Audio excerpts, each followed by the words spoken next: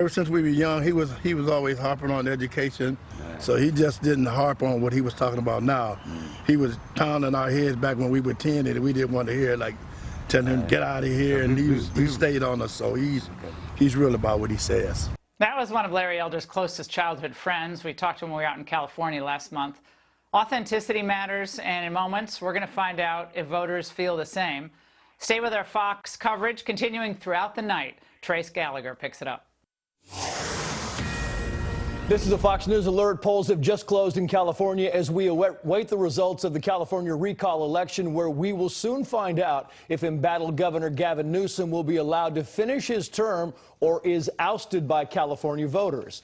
Good evening, everyone, and thank you for joining us tonight for this special coverage. I'm Trace Gallagher in Los Angeles. After months of uncertainty, we are monitoring an explosive political battle at this hour, a potential story of survival for Newsom or the arrival of a new political leader in California. We have Team Fox coverage across the state as we await the results of this recall. And remember, California Democrats outnumber Republicans 2-1. Nearly 2 million people needed to sign onto a petition to set this recall into motion. And some of the top issues for all California families have been rising taxes, rising crime, rising housing prices, an exploding homelessness problem, draconian lockdown measures, and an immigration surge, among other things. And all of these things clearly have the governor on his heels. In fact, he and California Democrats were so concerned about the recall, they spent more than $80 million and brought in both the president and vice president to campaign. The question is, will it work? We're on it. For the next hour, we'll bring you the latest breaking information as we get it. And we begin with the senior correspondent, Claudia Cowan. She's live for us in the state capital of Sacramento. Claudia, good evening. Good evening to you, Trace. Well, the polls have closed, and now we wait to see if Gavin Newsom will keep his job here at the state capitol, or in what would be a huge political upset, a conservative will lead this deep blue state. And we have just learned that Newsom will deliver a brief statement very soon here in Sacramento. Earlier today at his final campaign event, Newsom thanked his supporters in San Francisco and continued to frame this recall as a Republican power grab with ties to Donald Trump. We defeated Donald Trump in the most important election in our lifetime in 2020, but we did not defeat Trumpism. Trumpism still is alive all across the United States. Recent polls give Newsom a comfortable lead, and his campaign predicts a clear victory by the end of the night. Because of COVID, every registered voter in the state got a mail-in ballot, and with Democrats outnumbering Republicans nearly 2-1, the first batch of results, which we should get any minute, are expected to favor Newsom. After that, we will get the votes from people who cast ballots late, including perhaps Republicans who wanted to make sure their ballot was safely delivered in person today. That could see the race tighten up as the night goes on. Then there are the millions of ballots that were mailed in today. If the recall question is close, it could take a few days to determine which side won. When he won the race for governor in 2018, Newsom hosted a victory party at a nightclub in Los Angeles. Excuse me, tonight, perhaps in a show that he has been humbled by this recall election. He is reportedly watching the election returns in private with his family. But again, Trace, we are expecting to hear from Newsom very soon. In fact, we were told he would speak within the hour. Back to you. We will bring it to you live. Claudia Cowan live for us in Sacramento. Claudia, back to you as the news breaks. California, if you don't know, is controlled by Democrats. They have the majority in both chambers of the state legislature, along with nearly every major statewide office. But there are some red counties in the Golden State, and correspondent Matt Finn is in one of them. He's in Orange County at the Larry Elder campaign headquarters. Matt, good evening to you.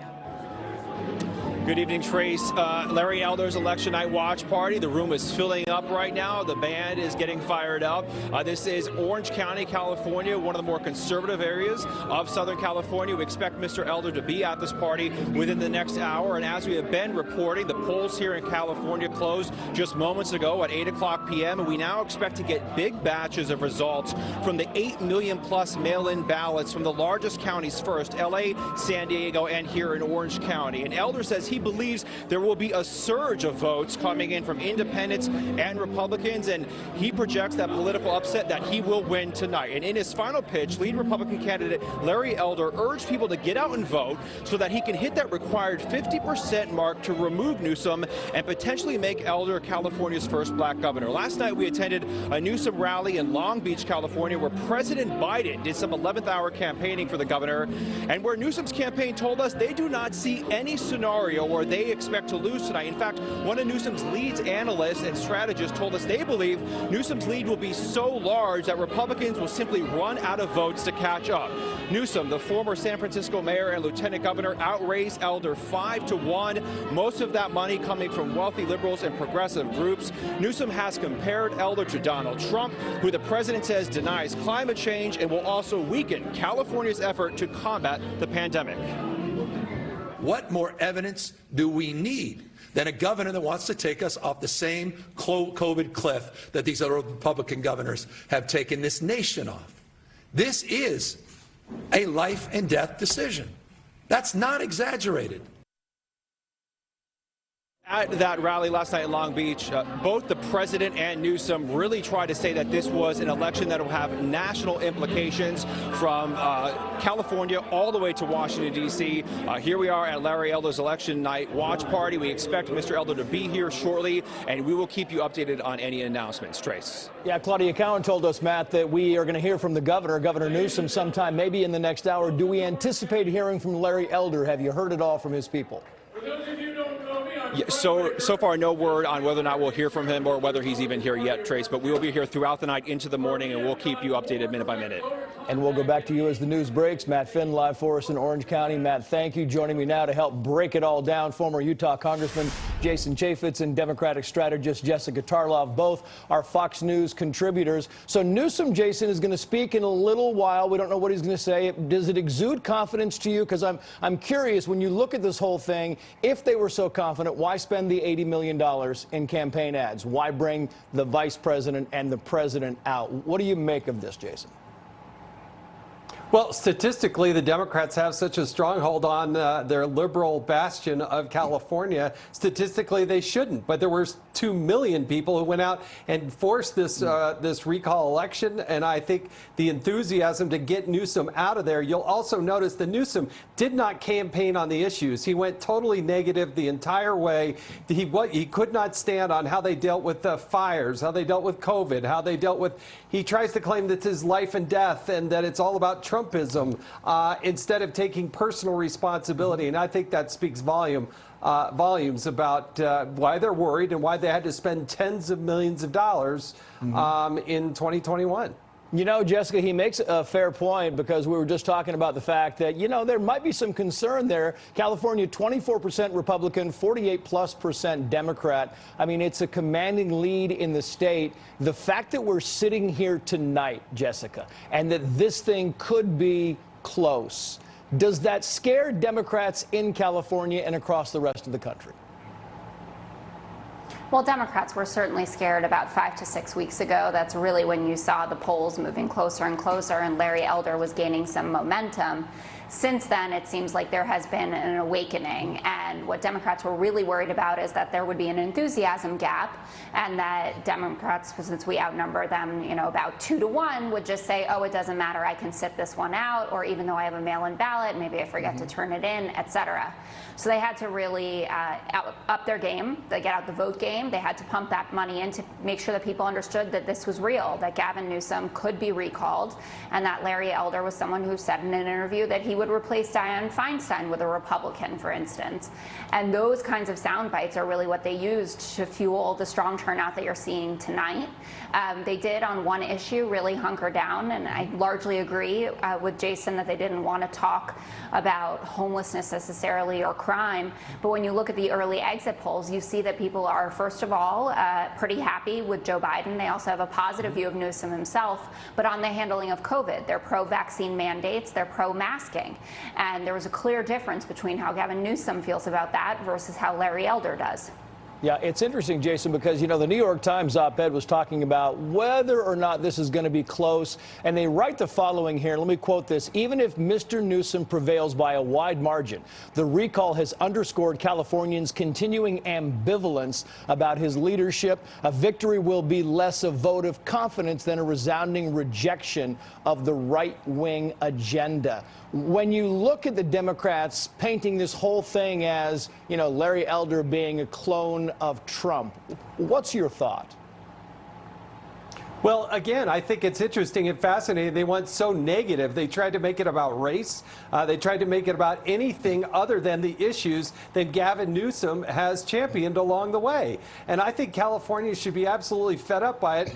There should be nowhere close. Statistically, when you have twice as many voters as the other team, this should be nowhere close. But I think it will be closer than that. They may not push it over the edge. Larry Elder may not. They may not even get to that second threshold question. But I got to tell you, the fact that Gavin Newsom, the future supposedly of the Democratic Party, is back on his heels, having to justify his existence in 2021, does not bode well for Democrats across the country, where the margins are much more 50-50 or in the center right that this country, I think, represents in most of the country, other than the coastal elitism of the progressives in California and New York. Jessica, Jason talks about race there, and there was kind of a disturbing issue we saw in California last weekend. It was, I want to show this video, play some of the natural sound that goes with it, and then we'll get your response on the other side. Watch this.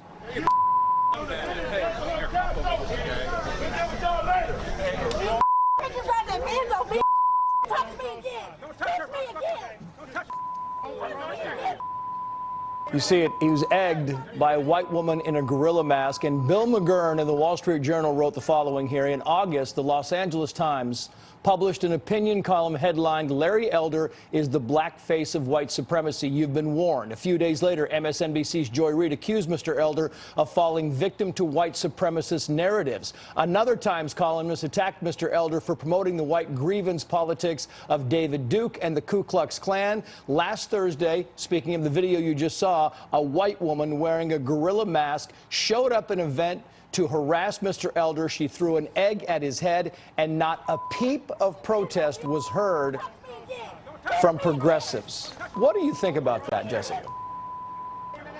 Well, I obviously think that the egging incident is absolutely abhorrent. Putting on a gorilla mask and throwing something at a black man, it's very clear what she was doing, and it's nasty, and it has no place in our politics. And I think that, you know, just referring to it as an incident, for instance, doesn't really do justice to what went on there, and no one should be supportive of it, and more people should have spoken out about it. Yeah. In terms of referring to Larry Elder as a white supremacist, obviously I think that's a bridge too far. That he's a black man, someone who's talked about black politics throughout his entire career. But where Democrats, I think, do have a point is hearkening back to what he said in the 90s, that, for instance, he wouldn't have voted to support the Civil Rights Amendment.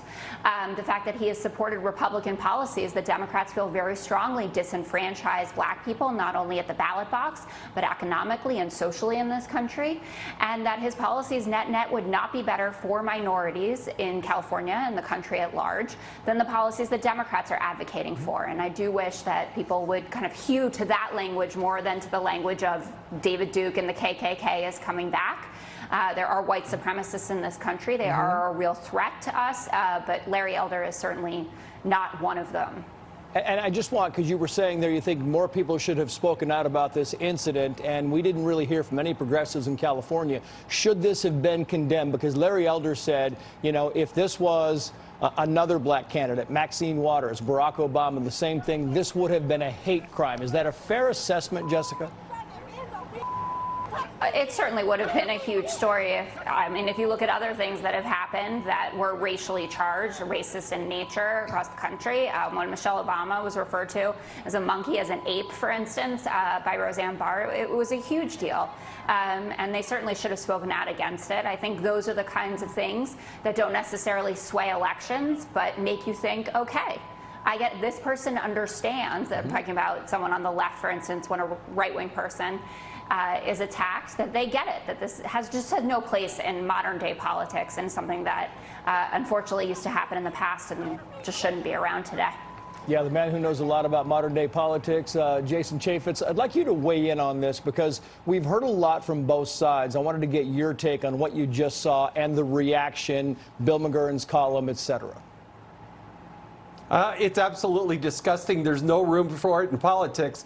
And what I'm terribly disappointed is Gavin Newsom had the opportunity to take the high road and call it out, and he didn't. You didn't hear from national leaders in the Democratic Party. You didn't hear from local leaders in the Democratic Party. They should have instantaneously been out there saying, no, this is not the way we operate in California. But they didn't do that. They let it linger. They let these op-eds in places like the Los Angeles Times go forward, and it was just wrong. And I got to tell you, also, Larry Elder was nowhere on the political scene within 2 months ago.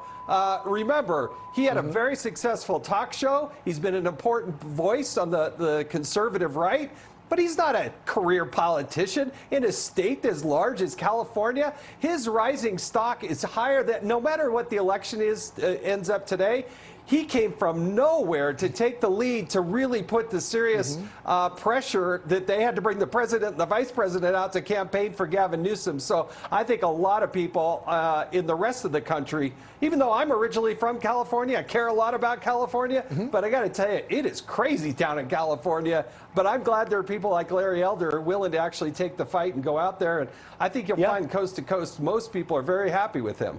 And it's interesting, Jason, because, you know, Larry Elder never got a chance to debate, right? He kept trying to go after Gavin Newsom's record, and we noticed that Kamala Harris never came out and defended Gavin Newsom's record, and the president came out and never defended Gavin Newsom's record. Instead, we had President Biden saying this, watch, and I'll get both of your reactions. The leading Republican running for governor is the closest thing to a Trump clone that I've ever seen in your state. You either keep Gavin Newsom as your governor or you'll get Donald Trump. As a strategy, a Democratic strategy, Jessica, do you think maybe there should have been more on the issues, more on how he handled COVID, more on the rising housing prices and taxes and crime, et cetera, and less on painting everything as Trumpism? Well, I certainly as a Democratic strategist wouldn't be advocating a Democratic candidate to frame it as like rising crime, rising house prices. You obviously have to spin it a little bit to talk about what's gone on during the pandemic, to talk about the impact of labor shortages, inflation, and hope that it's short term. But politics today are still just as much about Donald Trump as they were before the 2020 election, and that goes for both sides. You know, Republicans come at Democrats, say all you can talk about is Trump. But if you think about how elections are framed from the Republican point of view, it's all this person is Bernie Sanders in X clothing, right? This person hangs out with AOC. This person thinks Ilhan Omar is fine, and they want to turn everything into a question of, you know, socialism is coming to your town. This is modern day, you know, this is communism in America. And so both sides, frankly, do it. Donald Trump is a lightning rod. He will be in the midterms, and if he runs again in 2024, he certainly will be again. Yeah, and as a Democratic strategist, I was saying defend the governor on the issues like housing and not just bring them up. Jason, Jessica, stand by. Thank you both. We'll see you back a little bit later. But first, our coverage continues as we await results in the effort to recall Gavin Newsom. And up next, we'll talk to the Los Angeles area business owner who went viral last year. Remember this? After she called out the hypocrisy of Gavin Newsom's pandemic restrictions. We're coming back. Breaking news in a moment.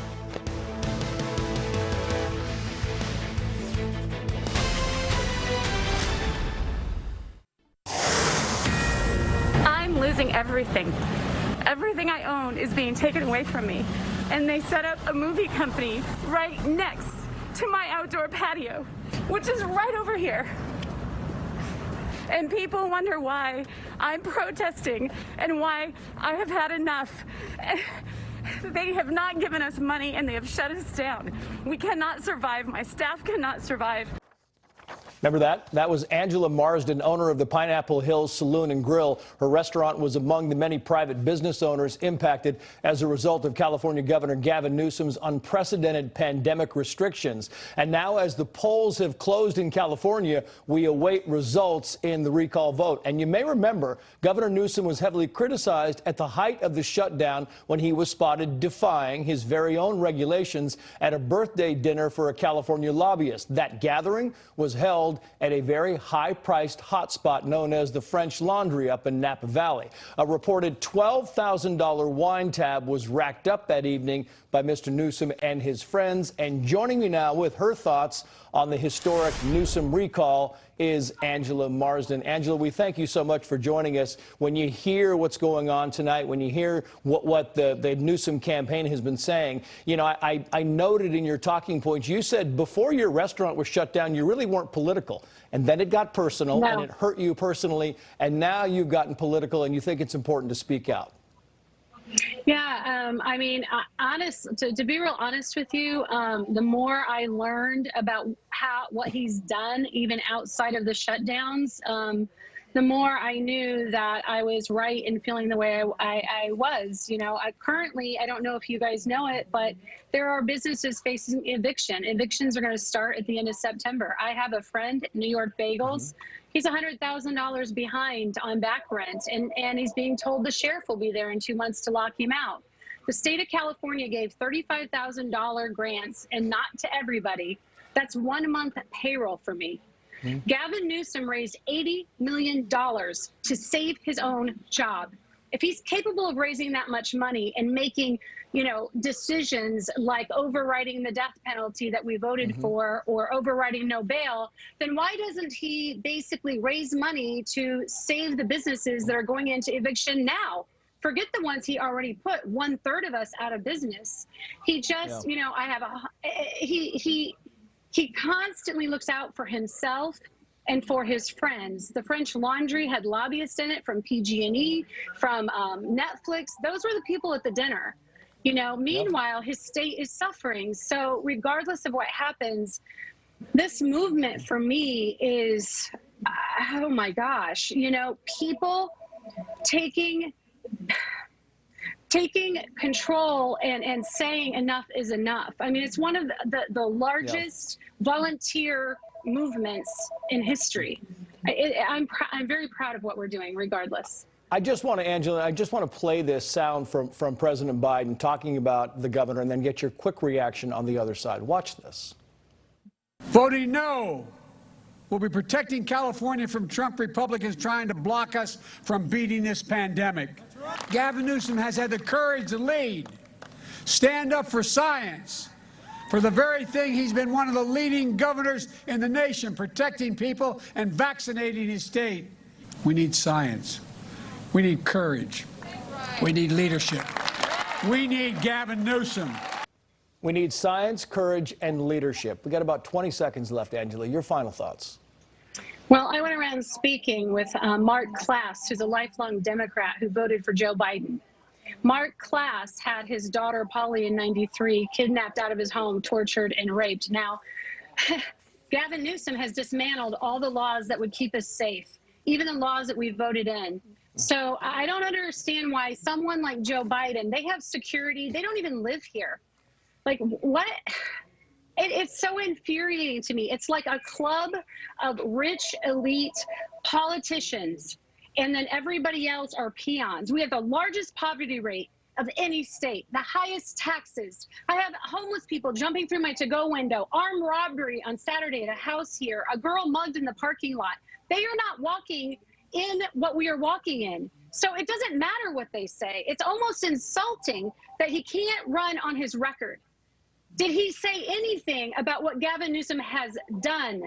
No, and he didn't follow the science, because when he shut down outdoor patios, there were no science on it. And in fact, the numbers grew because he shoved everybody into their homes during the holidays and out of safe patios and safe businesses like mine that would have kept them safe so they could get together for Thanksgiving and Christmas. And I'm sorry, it's infuriating to me. It's infuriating to me, the pain and suffering I've seen in so many different levels and ways. And they come in. I don't understand. I guess it's just a big club, and we're not in it. Yeah. Well, you make a proper assessment because the things you said bore out to be true. Angela Marsden, best of luck to you and all businesses in California. Thank you for coming on. Thank you. Thank you so much, guys. Meantime, more to come as we are standing by for the results of the California recall vote. Will Governor Newsom's soft stance on crime be a factor in tonight's election? Plus, Newsom isn't the only one some Californians are trying to recall. We'll tell you who that elected official is next.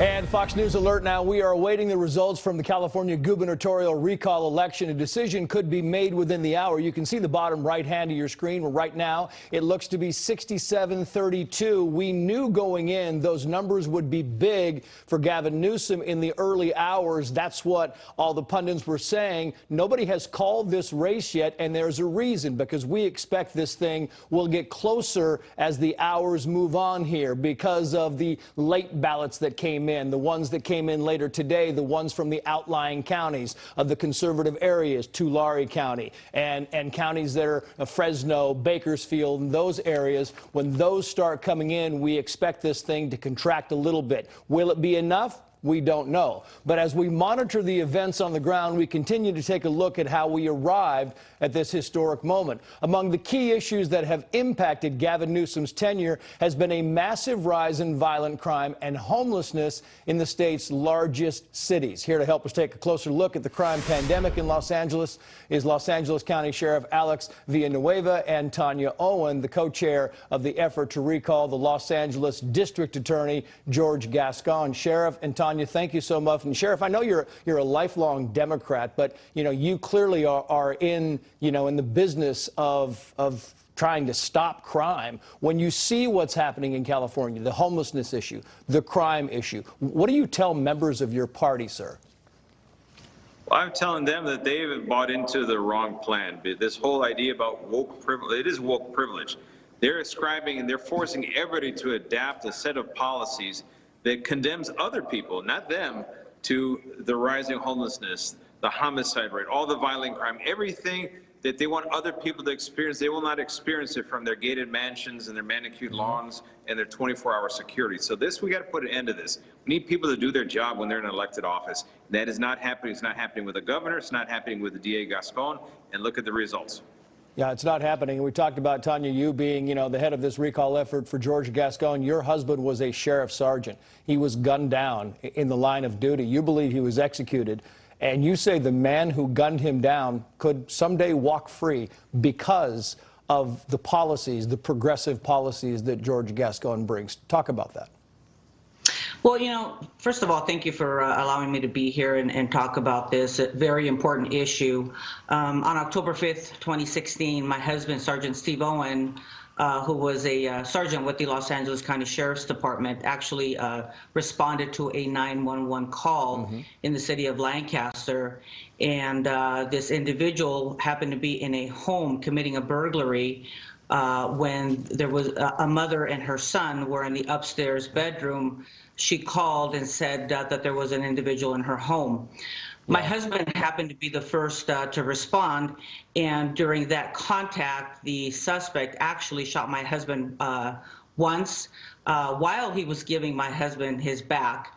That round hit him on the forehead, and at that point, that individual had the choice of running away, but he purposely ran up to my husband, stood over him, shot him a second time on the forehead, a third round on his eye, and a fourth round on his cheek.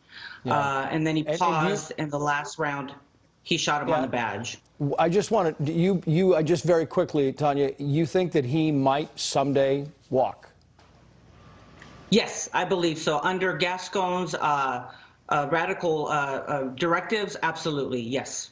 Without a doubt. Sheriff, I just want to, it's horrifying what happened to her husband, but we talk about violent felons being released, and yet we see all over the country Californians walk into Targets and other stores and walk out with armloads of goods, and nobody chases them. And if you can't control, if you're not concerned about the smaller crimes, how in the world do you go after the bigger crimes? Is there a remedy or a solution in your mind, sir? Well, the solution in my mind is we need to get rid of George Gascon. That's why he's facing that recall effort. In fact, last night, the city of Artesia voted, and there are now 30 cities in LA County who voted on approved a motion of no confidence against our DA. This is unheard of. This is historical. And this individual, his first 6 months in office, rejected over 5,900 cases from our department. These are cases that we responded to, investigated, made arrests, presented the case to the DA, and because they didn't conform to his special directives, and let's identify what they are, nonsense directives, people are walking free and they're emboldened. They don't even run out of stores anymore. They just walk in, grab everything they want, just walk out. So we call them Gascon shoppers. Yeah, and you're exactly right on all of that. Sheriff, Tanya, thank you for coming on tonight. We appreciate it. Thank you. You got it. Well, our recall coverage continues to roll on as we will soon know if California will have a new governor. Up next, Steve Hilton on Newsom's track record in California. It's fascinating information, and it's next.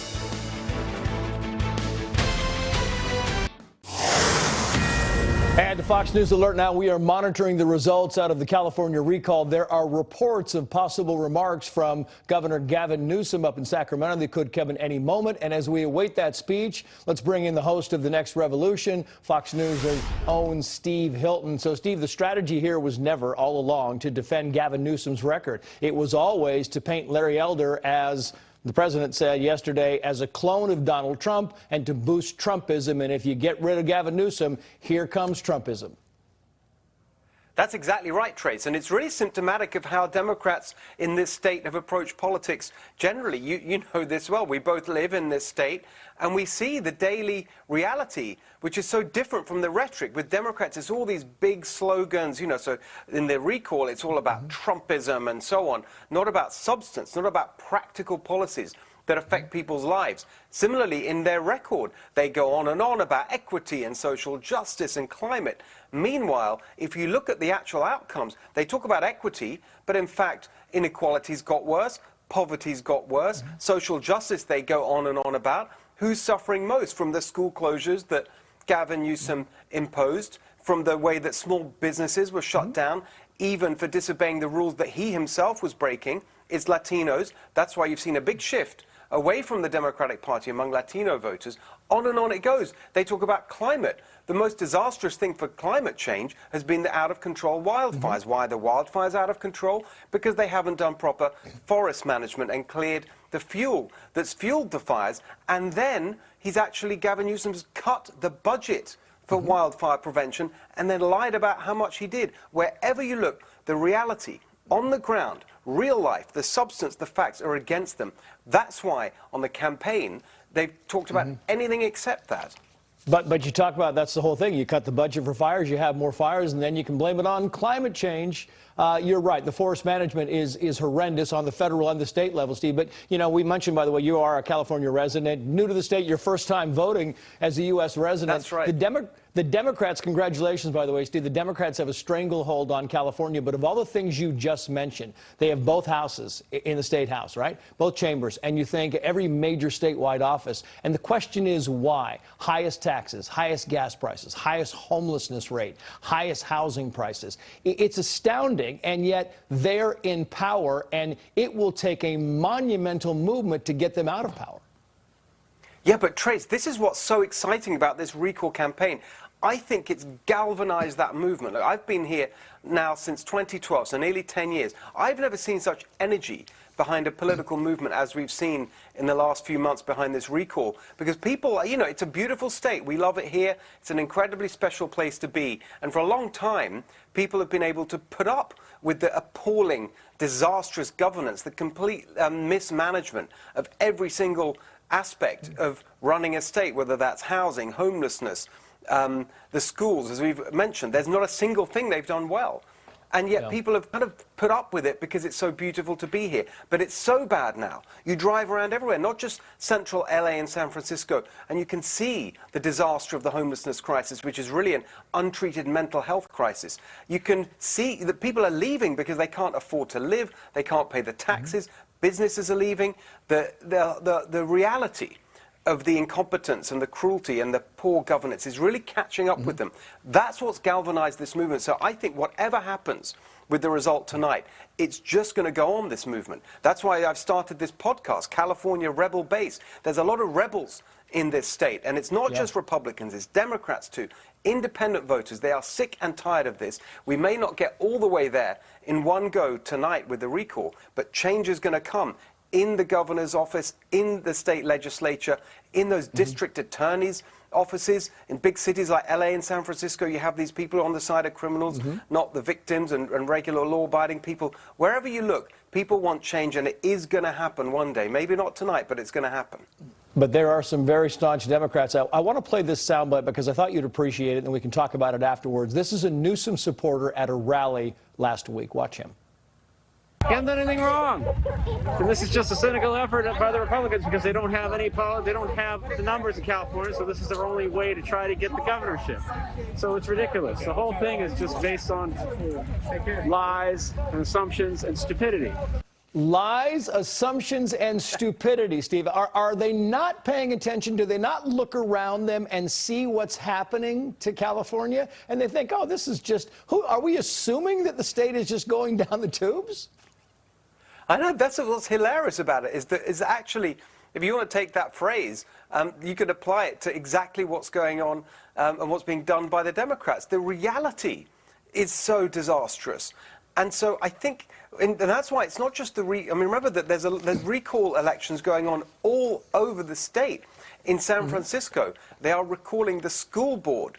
Do you remember the school board in San Francisco that was renaming the schools instead of reopening the schools? There's a recall effort. You were just talking to Tanya Owen. Fantastic. She's leading the effort to recall George Gascon in Los Angeles. You know, it's up and down the state. People are saying, no, actually, we do want a way to get away from this appalling Democrat incompetence. And actually, if we can do it through the recall mechanism, let's get on with it, because we want the change quickly. I got to jump in. Stay with me right now, Steve. Stand by, because the Associated Press has now just called it. You see the numbers on the bottom of your screen. You see the check mark there, 67.3, 32. Yes, that means that Gavin Newsom will not be recalled. The Associated Press has now called it. You've got 58% of the vote in. As we said earlier, we knew that this was going to be the early totals in some of these large counties that came in, like Los Angeles County and up in the Bay Area. Our assumption and what the pundits were telling us is that as the night goes on, you're going to get some of the later votes, and you're going to get some of the votes from the areas like Fresno and Bakersfield and Tuolumne County and Tulare County, and some of these areas that have more conservative areas as you get closer to the Nevada border and you move up the state. Well, we're still waiting for those. But the Associated Press and other networks have now decided it's not going to be enough. It's not going to be enough, and that Gavin Newsom will retain his position. And this is kind of what we're building up to, because Gavin Newsom and the Democrats were very confident in the fact they believed they were going to win this. And we expect that Gavin Newsom will be speaking any moment now. And when he does get to the podium, we will take it live. I just want to bring in Steve Hilton one more time. Steve, the measure right here, I'm not saying it's not going to get closer, but the fact that it is as wide as it is, does it surprise you that the Democrats were able, in just the past 4 weeks, to paint this whole Larry Elder movement as Trumpism and apparently resonate? Well, no, because they had so much financial advantage from the corrupt donations they get from the government unions, the big money donations. They had unlimited fundraising, whereas the Republican candidates had limits on their fundraising. They had the money, they had the organizing muscle. And remember, the voter registration means that they have a massive inbuilt advantage. Look, if this result is borne out to be true, we have no reason to doubt it, then it's a really sad day for everyone in California, every parent who wants their child properly educated in the public school system, everyone who wants safety on the streets, every small business owner who wants to grow their business without the horrendous taxes and regulations, everyone who wants to see a cleaner, better environment.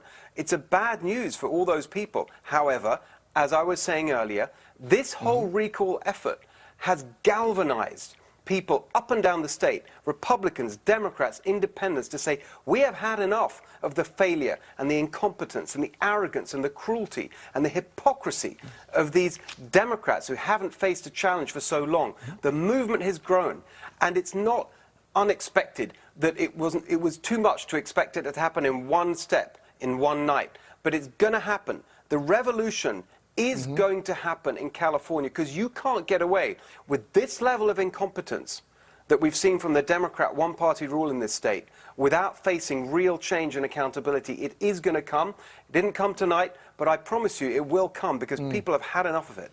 Steve Hilton, stand by, if you will. I want to bring back in Jason Chaffetz and Jessica Tarlov, because, you know, we're talking about the whole concept here that the Associated Press now, Jason, is saying that, look, it's not going to happen. Gavin Newsom will not be recalled. He will still be the governor. And I guess the next question I would ask you is, that if you're Larry Elder and you created this movement, do you go after, he says he might, he says he's going to remain a force, do you go back after Gavin Newsom in 2022? Well, I think Larry Elder's star is brighter than ever on the Republican conservative side of the aisle. He's become a national figure. He's had a very successful radio talk show. But look, Republicans and conservatives need to continue to talk about the issues. They need to talk about why their policies are better and smarter, and not fall into the trap which Gavin Newsom and Joe Biden and everybody used as a tool to try to bludgeon people and make it about a specific skin color, or make it something other than the issues. That's what was disgusting about what Newsom did. He took gobs of money. He has that really fancy sign that's well lit in the background, but you know what? He didn't go out there and talk about the issues. Issues are ultimately what prevail. If, Jessica, the end of the night comes and this thing ends up closer to 60-40, you have 24% Republicans in the state of California. Are Democrats concerned? Is there a meeting of the minds somewhere down the line saying, you know what, we're doing something wrong here? I don't think so, at least not so far. It looks like it's pretty decidedly shellacking for Gavin Newsom over Larry Elder, and I think that will be the takeaway message from this. There'll be a lot of examination about the recall process in California, which cost, upwards of $300 million to do something that seems like quite a futile exercise at the end of the day here. But Democrats are feeling pretty good about this, and to the point about Republicans trying to spin this as Larry Elder made himself a national figure, et cetera, et cetera. Democrats kind of took it on the chin and took it like the proverbial men that we are, or some of us are, at the 2020 election, and admitted that we lost seats in the midterms and talked about changes in voting patterns across Jessica, breaking news now. communities. The governor of California, who apparently will remain the governor of California, is now speaking. Let's watch. We said yes to as a state. We said yes to science. We said yes to vaccines. We said yes to ending this pandemic. We said yes to people's right to vote without fear of fake fraud or voter suppression. We said yes to women's fundamental constitutional right to decide for herself what she does with her body, her fate and future. We said yes to diversity. We said yes to inclusion. We said yes to pluralism. We said yes to all those things that we hold dear as Californians, and I would argue as Americans: economic justice, social justice, racial justice, environmental justice, our values where California has made so much progress. All of those things were on the ballot this evening. And so I'm humbled and grateful to the millions and millions of Californians that exercised their fundamental right to vote and express themselves so overwhelmingly by rejecting the division, by rejecting the cynicism, by rejecting so much of the negativity that's defined our politics in this country over the course of so many years. I just think of our kids watching all of this. Nightly news, day in and day out. And I just wonder, I've got 4 young kids. Oldest about to turn 12 this weekend. And what they're growing up to. In a world where we're so divided, these kids increasingly fearful, isolated, disconnected. And we're teaching them that. And it doesn't have to be that way. I think we owe our kids a deeper sense of respect, and all of us as adults, a responsibility to disregard this false separateness. We're so much more in common as a state and a nation that we give ourselves credit for. I've been all over the state of California over the last many years, but notably the last 9 months. Conservative parts of the state, progressive parts of the state, folks that I know were going to vote no, and votes that I knew were going to vote yes on this recall, and turned out to do just that. But one thing that's universal, everybody wants to be respected. Everyone wants to feel some connection to one another. And we all certainly in this pandemic want to feel safe, protected. And those are universal values. And I think about just in the last few days, and the former president put out saying this election was rigged. Democracy is not a football. You don't throw it around. It's more like a, antique vase. You can drop it and smash it in a million different pieces. And that's what we're capable of doing if we don't stand up to meet the moment and push back. I said this many, many times on the campaign trail. We may have defeated Trump, but Trumpism is not dead in this country. The big lie, the January 6th insurrection, all the voting suppression efforts that are happening all across this country, what's happening, the assault on fundamental rights, constitutionally protected rights of women and girls. It's a remarkable moment in our nation's history. But I'm reminded of something, a few decades ago, someone told me when describing a difficult and challenging moment, said, the world is too small, our time is too short, and our wisdom is too limited to win fleeting victories at other people's expenses. And he went on to say, we must all triumph together. So in that spirit of recognizing and reconciling this moment and trying to understand what's going on, not just here in this state, but all across the United States of America, I just want to say this. Tonight, I'm humbled, grateful, but resolved in the spirit of my political hero, Robert Kennedy, to make more gentle the life of this world. Thank you all very much, and thank you to 40 million Americans, 40 million Californians, and thank you for rejecting this recall. Good night, everybody. Well, there you have Gavin Newsom, who apparently remains the governor of California. The numbers, you see them on the bottom of your screen, 66 voting no to recall Governor Gavin Newsom. So far, 33.2% still saying yes. And I just quickly want to kind of bounce back and forth to the panel because, Jason, he's still, it looks like he won this thing, still talking about Trumpism, still talking about we have to beat Trump, we have to beat what Trump created. Look, he won, and he won by a substantial margin. Mm-hmm. But the things that he was rattling off are precisely the reasons why I think Californians were wrong to continue to allow him to stay in office. But, I'm a former Californian, and the people there have to make those choices. They got to live with them, and there's a reason why California is in decline. He says they said yes to women's rights, yes to racial justice, yes to science, which a lot of times he didn't follow the science, Jessica. I got to go here, but he said nothing about crime, homeless, housing, taxes, etc. 10 seconds. Well, he only spoke for a few minutes, and I'm sure he'll be addressing those issues. But what happened in Texas with that abhorrent six-week bill really galvanized people over the country, especially women. 66% of women went for Gavin Newsom. They really held him up and made sure that we knew that we want to make our own health care decisions. Thank you both to you. That's it for this special hour of live coverage. Stay tuned. Continuing coverage of breaking news. Good night.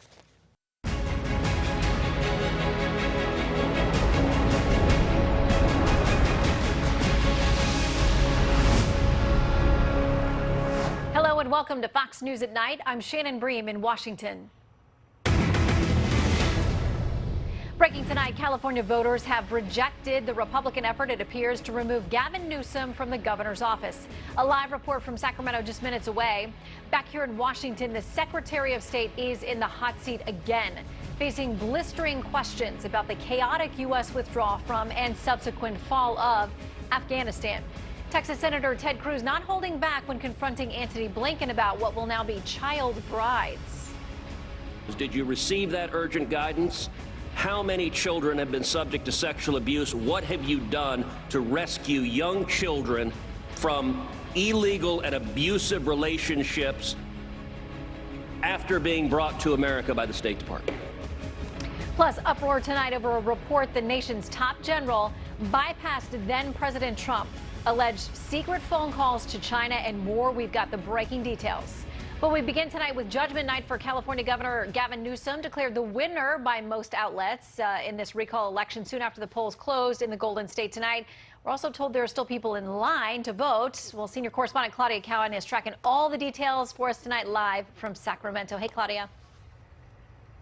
And big breaking news just within the last few minutes here, Shannon. Gavin Newsom will not be recalled. He will hang on to his job here at the state capitol in Sacramento. The Associated Press calling the race less than a half hour ago, something his campaign had predicted would happen early in the evening. And just minutes ago, Newsom spoke to reporters saying he was very humbled and very grateful to voters for giving him this chance to continue his job. He reminded voters to not focus on what they said no to, but really what they said yes to, including things like diversity, inclusion, constitutionally protected rights, and defeating Trumpism. Earlier today, Newsom held his final campaign rally in San Francisco and took aim at Donald Trump, all things Republican, and of course his main opponent, Larry Elder, who has suggested that he may challenge the election results now that he has appeared to have lost. In the final weeks of his campaign, Newsom once again enlisted the support of some big-name Democrats like Joe Biden, who appeared with the governor last night in Long Beach, as well as Kamala Harris. He got a video endorsement from Barack Obama as well.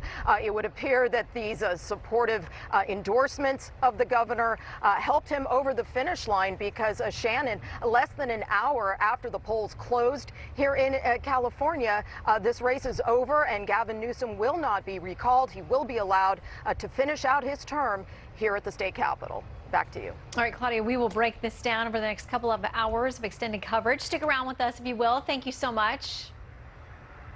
Questions in Washington tonight about the U.S. withdrawal from Afghanistan, the faster than expected collapse of the Afghan government, and now the thousands of U.S. citizens and Afghan allies still stranded.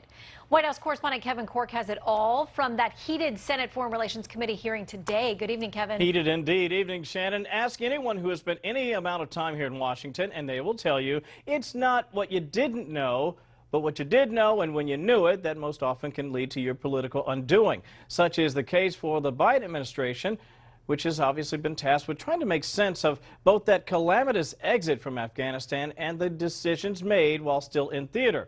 And today on Capitol Hill, it was Secretary of State Antony Blinken's turn on the spit. The guy the Biden administration droned, was he an aid worker or an ISIS-K operative? I don't know because we're reviewing it. A wince-inducing grilling on Capitol Hill for the Biden administration's top diplomat. Well, see, you'd think you'd kind of know before you off somebody with a Predator drone, whether he's an aid worker or he's an ISIS-K. We can't sort of have an investigation after we kill people. We have an investigation before we kill people. Kentucky Senator Rand Paul pressing Secretary of State Antony Blinken on the identity of a drone strike target in Afghanistan, demanding to know whether he was a terrorist amid reports an aid worker was actually mistakenly killed. Defense Department officials hailing the defensive strike as a precision operation against incoming suicide bombers on the penultimate day of the U.S.-led evacuation at Kabul's international airport. Yet subsequent reporting suggests the bombing was a case of mistaken identity that left 10 civilians dead, many of them children. Just the latest example, say critics, of the slipshod exit from the war-torn country, a debacle that's left behind an unknown number of Americans and their Afghan cooperators. You evacuated 6,040 Americans and say only a couple of hundred remain. Your own department told this committee in July that there were 10 to 15,000 Americans in Afghanistan. There's a huge difference between 6,000 and 15,000.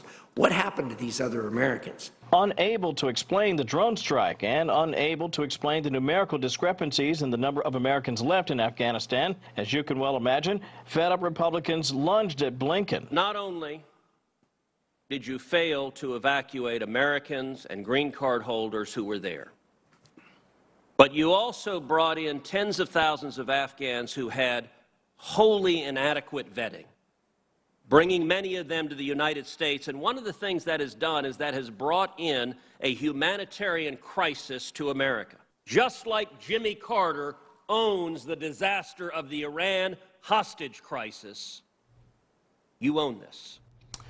Senator Ted Cruz of Texas. Now, Secretary Blinken says the investigation continues into that drone strike and that the State Department will ultimately formulate a report for congressional leaders to review. That will likely happen, by the way, in a classified setting with approved information later released after redaction. In the meantime, for the Afghans living in the Kabul neighborhood hit by the strike and for the unknown number of Americans still stuck in the Taliban-led country, the wait for justice and a pathway home continues. Shannon. Okay, Kevin, another big story here in D.C. and across the country you're covering for us tonight as calls intensify for the Joint Chiefs of Staff Chairman General Mark Milley to resign if these allegations are true that he went around then President Trump with regards to secret phone calls to China and more. Our Jennifer Griffin is getting a lot of pushback from within the Pentagon and others who say there is missing context. What can you tell us? Boy, you know, this is one of those stories, Shannon, that as it continues to unfold, I think there'll be even more questions asked, but this could get very, very serious. The book you're talking about is called Peril. It's the upcoming book by Bob Woodward and Robert Costa. It alleges that Milley made 2 calls to his Chinese counterpart just days before the 2020 election, and again days after the January 6th demonstration at the Capitol, over fears that the president, then President Trump, could start a war. That, according to the Washington Post.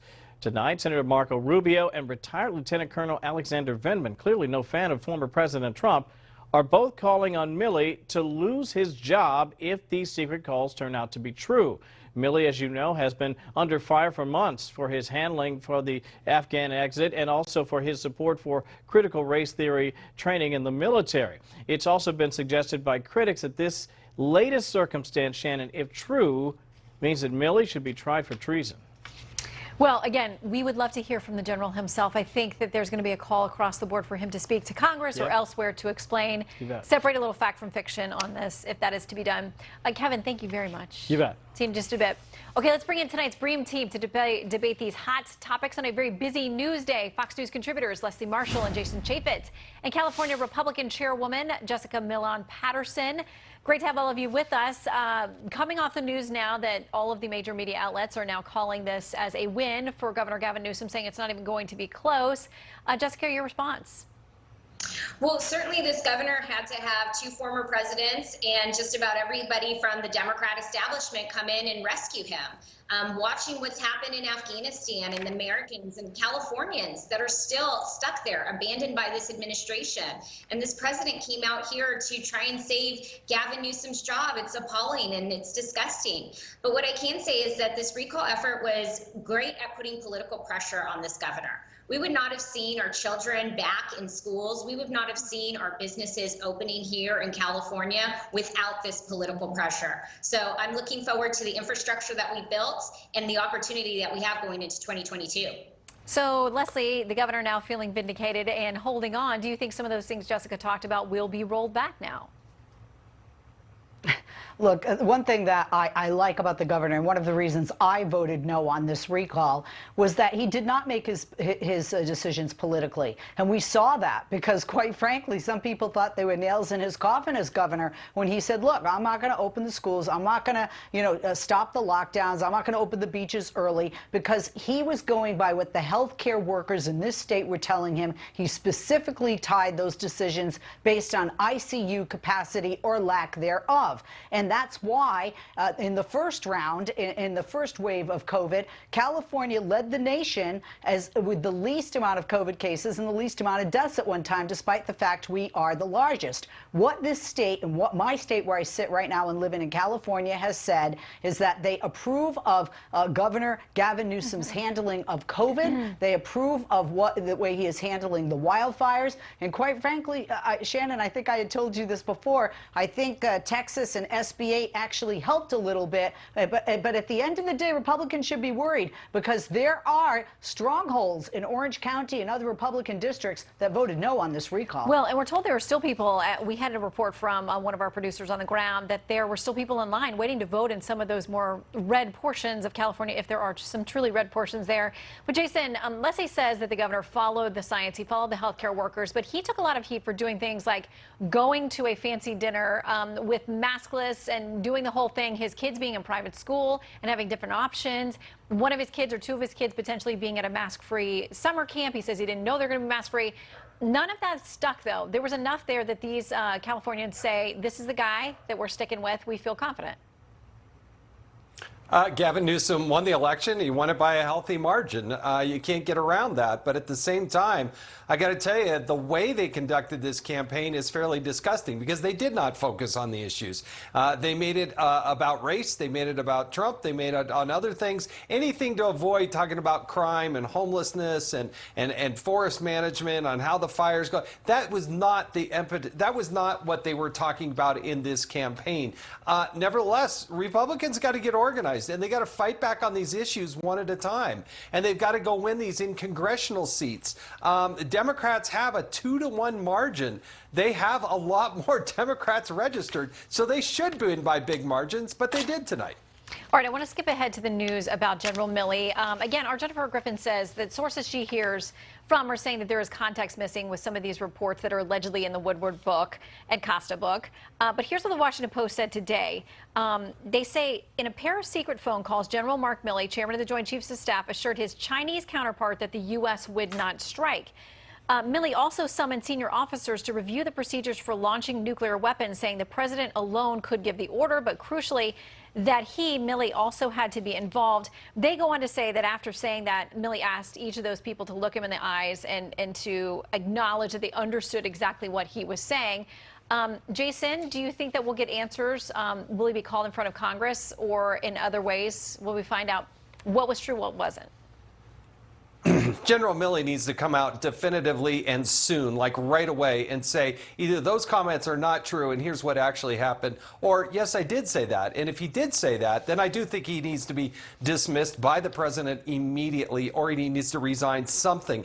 You follow the commander-in-chief, the president of the United States. You don't call the Chinese counterpart and say, I will give you a heads up if we're going to take any military action. I mean, that is kind of the definition of treason. So he's got a lot of explaining to do. Not some spokesperson, not somebody at the Pentagon, General Milley himself. When you're a four-star general, you're generally a politician at heart. You don't rise to that level without being a degree of a politician. But he's got to look people in the eye and tell, did he say it or did he not? And then suffer the consequences one way or the other. Yeah, I mean, some of it sounds rather hard to believe. These are these authors, is their book. Only he can tell us the truth.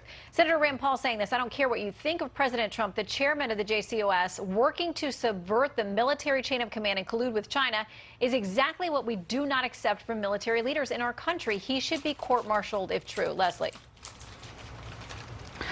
Again, immediately people just jump to conclusions. My side did it with the same general, with the former president Donald Trump in front of a church, if we all remember, in Lafayette Square in Washington, D.C. And then when we heard from the general, we found out that the general was not using the military brass on his shoulders to clear that crowd for the president for a photo op. And we found a lot of truth that came out later. That's the problem right now, is that we jump to conclusions.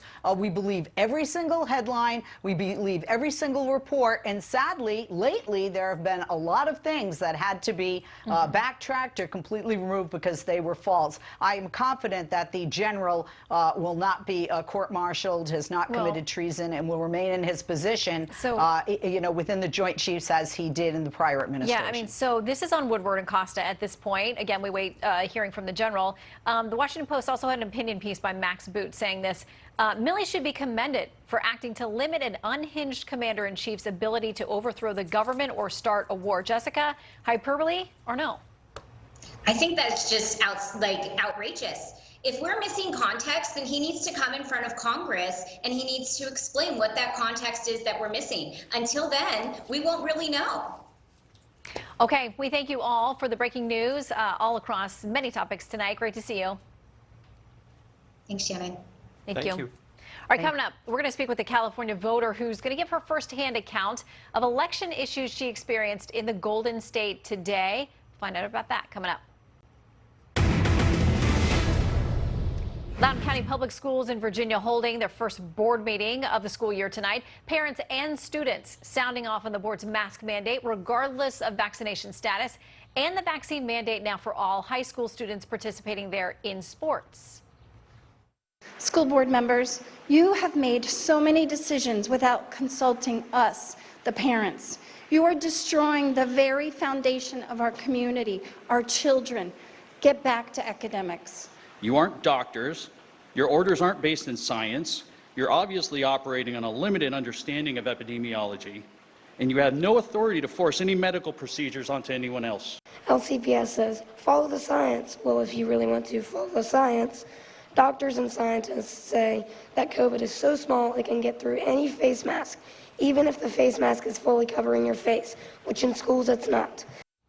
Well, the board voted unanimously to revise Policy 7560 that specifies that school employees have the First Amendment right to engage in protected speech in their free time. Now, that follows court rulings overturning the suspension of physical education teacher Tanner Cross. Remember, he talked about how his religious convictions could put him in direct conflict with some transgender policies under consideration by the school board.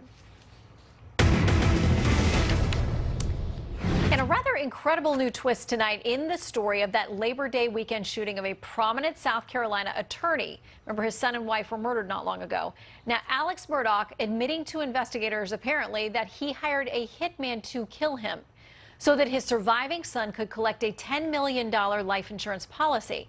According to the South Carolina Law Enforcement Division, Murdaugh gave a man named Curtis Smith the gun and directed Smith to shoot him. We will continue to dig on that story. More trouble in the skies. 2 Connecticut women in their 20s arrested for yelling and cursing at a pair of small children they say were bothering them on their JetBlue flights. Troopers were called to the airport to meet the plane following a complaint from the flight's captain. The women were taken into custody, charged with breach of peace and impairing the morals of a minor. Both have been released on $5,000 bonds. Coming up, he thought putting a couch on his back deck was a good idea until a bear called dibs.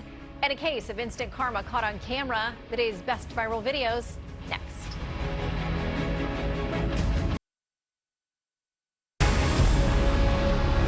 Chris Ward of Steamboat Springs, Colorado, put a couch on his back deck. He thought it'd be a great place to just chill.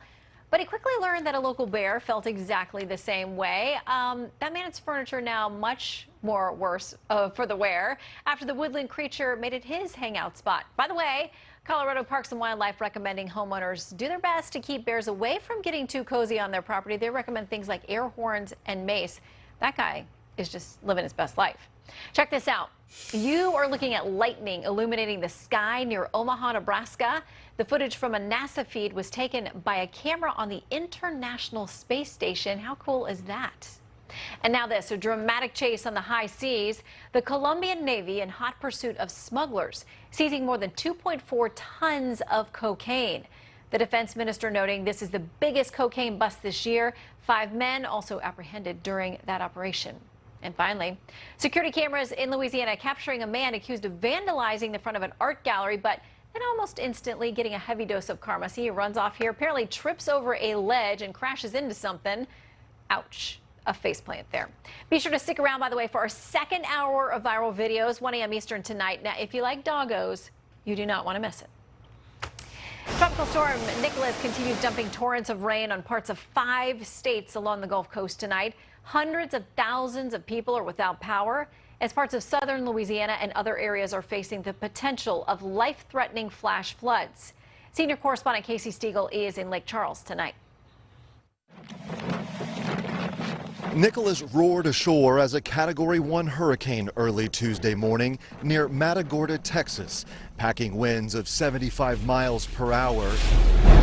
The system also dumped more than a foot of rain in a short period of time as it chugged north and east, inundating low-lying areas around Galveston County. We had flooding across the city. As far as wind damage goes, when the sun came out, we found out that the city fared a lot better than we thought we would. The storm knocked out power to more than 500,000 Texans at one point, including parts of the Houston metro area. The goal is to try to reduce that 150,000 as much as possible, before the day is out.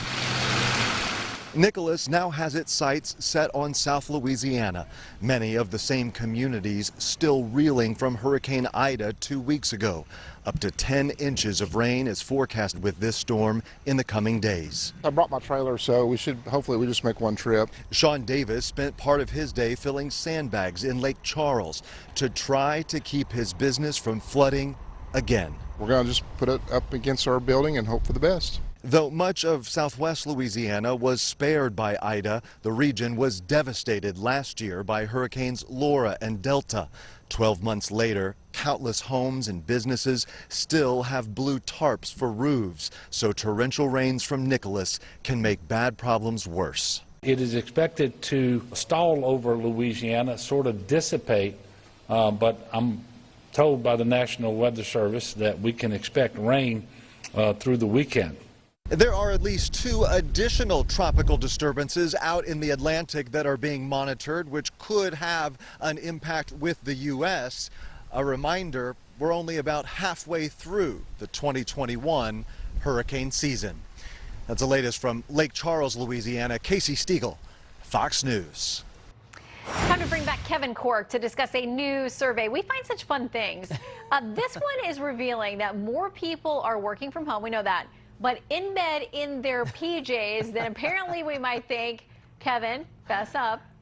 No, it's not me. I really don't do that. But there's a part of this survey that I do actually do, and I'll tell you about that in just a second. Pretty cool story, I think. According to the survey, Shannon, it's actually conducted by Kraft Jack.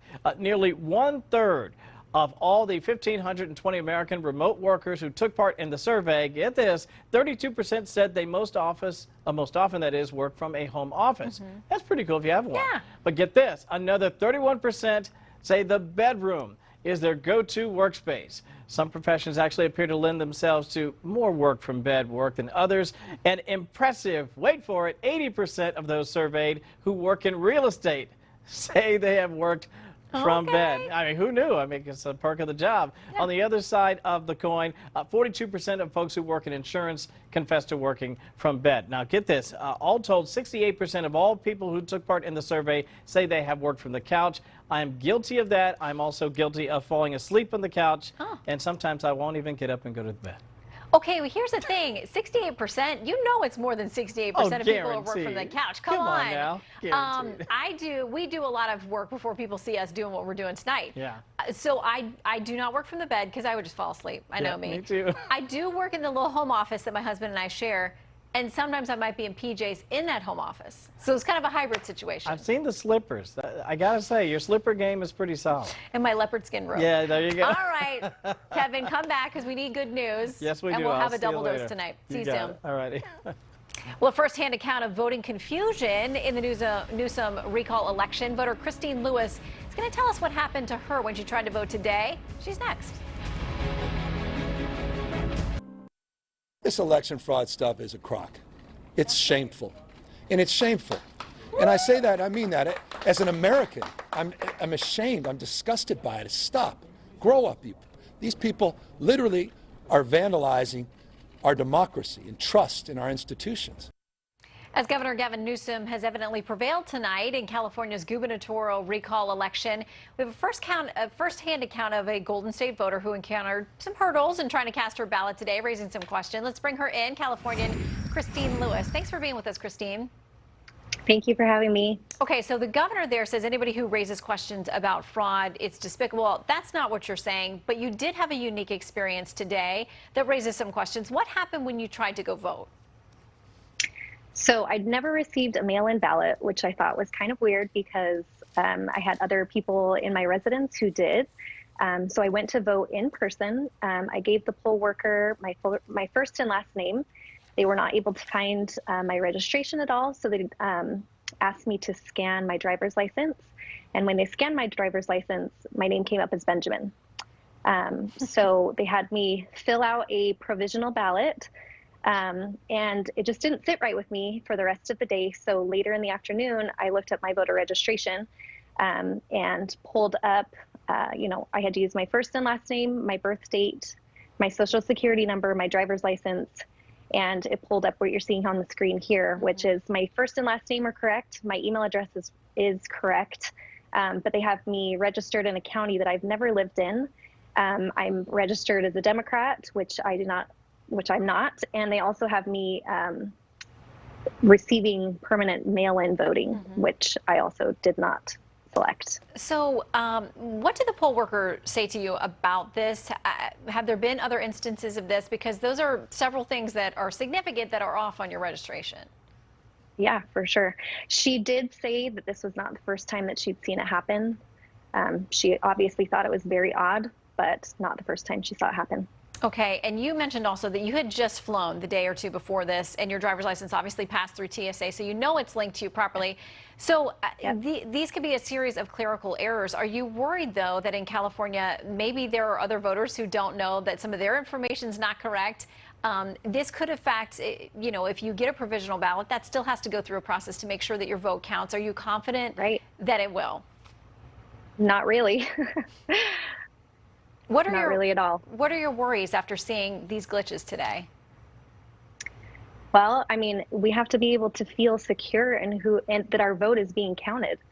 And I don't feel secure that it's being counted. I mean, I submitted my provisional ballot today, but there's no way of knowing if the other registration also submitted a mail-in ballot, and if theirs will be thrown out or mine will be thrown out. There's no way of knowing that. So it doesn't look like it's close tonight. So as California now moves forward, there's still a lot of hot button issues there about schools and businesses and COVID and wildfires and all kinds of things. What do you think this means now moving forward? The governor will serve out his term. Does it say anything to you about the mood there in California?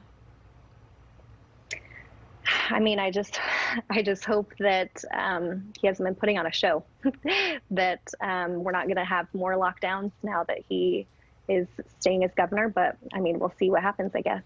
To you as a voter, how much did those different things factor in? The fact that he did have tough lockdowns on businesses and individuals and in schools and all those kinds of things at different times as different data would come in. But the fact that he was pictured at French Laundry, a very exclusive restaurant, but at a time that others were not supposed to be indoors or supposed to be masking or some combination of those things. To you as a Californian, your friends, your family, your neighbors, how did that sit? Not well. You're supposed to be the face of the state, and if you're asking people to live one way, you should also be living that same way. He was endorsed by a lot of big newspapers and groups out there who said, listen, a recall is a drastic thing to do. It's a big step for any state to take. If you don't agree with him on policies, that's one thing, but he has not so blatantly disregarded his duties or done some criminally terrible job at being governor that the recall is not appropriate. There are talks that there may be attempts to kind of rein in the ability to use a recall in the future. How do you think that's going to land with voters out there? I'm not sure. I just think it's our right to have people that we feel are capable in leading our state and our country. And if we don't feel that they are leading our state and country the way that we would like them to, I think that is something as a voter that we can keep them in line. Well, we'd love to hear more about the situation. If you get any updates, if you find out whether your vote goes through or not, or whether there are any of these other problems within the system, again, probably it looks like clerical errors, but again, as a voter, you want to make sure that your vote counts. And I'm sure that you and others have a lot of questions about that tonight. Christine, thank you for your time. Thank you so much. So tonight, New York Congresswoman Alexandria Ocasio-Cortez creating a firestorm at the Met Gala. That happened Monday night, not just for her Tax the Rich dress, but joining with her fellow A-listers and not wearing a mask on the red carpet while face covering mandates are being enforced across the country. Correspondent Jeff Paul is taking a closer look at the fallout tonight. Good evening, Jeff. Shannon, while those who attended the Met Gala didn't break any rules or violate any policies, health codes, state or city laws that we're aware of, some folks on Twitter are still upset with how the event played out. Part of it is due to the fact some stars were photographed not wearing masks while those working the event had facial coverings on. But a closer look at this and you'll find the arrival area and the red carpet where those photos stem from was outdoors. We should also mention the Met Gala had a COVID policy in place. All attendees had to provide proof of vaccination, provide a negative rapid PCR test the day before, and wear facial coverings once indoors. The only exception for not wearing a mask indoors is when eating or drinking. The other mask story some folks are talking about involves former Virginia Governor Terry McAuliffe. He's a Democrat who's running to get that seat back this November. Photos appear to show McAuliffe walking down the aisle of an Amtrak train on the phone with no mask. There also appears to be a sign just behind him that states masks are in fact required unless someone is eating or drinking. When reached by Fox News, the McAuliffe campaign didn't directly address the photos. They did, though, claim McAuliffe's Republican opponent, Glenn Youngkin, has an extensive history of not following CDC mask guidance. While Youngkin has attended some events not wearing a mask or facial covering, there is no Virginia law mandating masks. A campaign spokesperson says Youngkin follows the law and respects those around him, wearing a mask whenever and wherever it is necessary. Shannon? Jeff Paul, thank you very much. All right, how double standards on COVID restrictions may have fueled small businesses and their support of the effort to recall Governor Gavin Newsom. Two California business owners speak out next.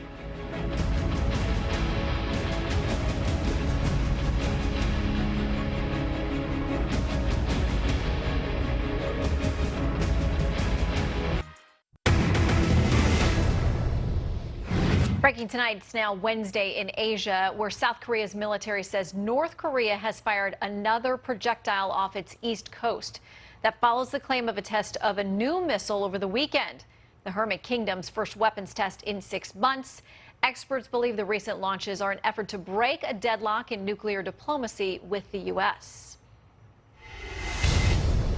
Also breaking on the legal front tonight, the Justice Department escalating its fight against the Texas abortion law, asking a federal judge to temporarily block implementation of the new law while its constitutionality is argued in court.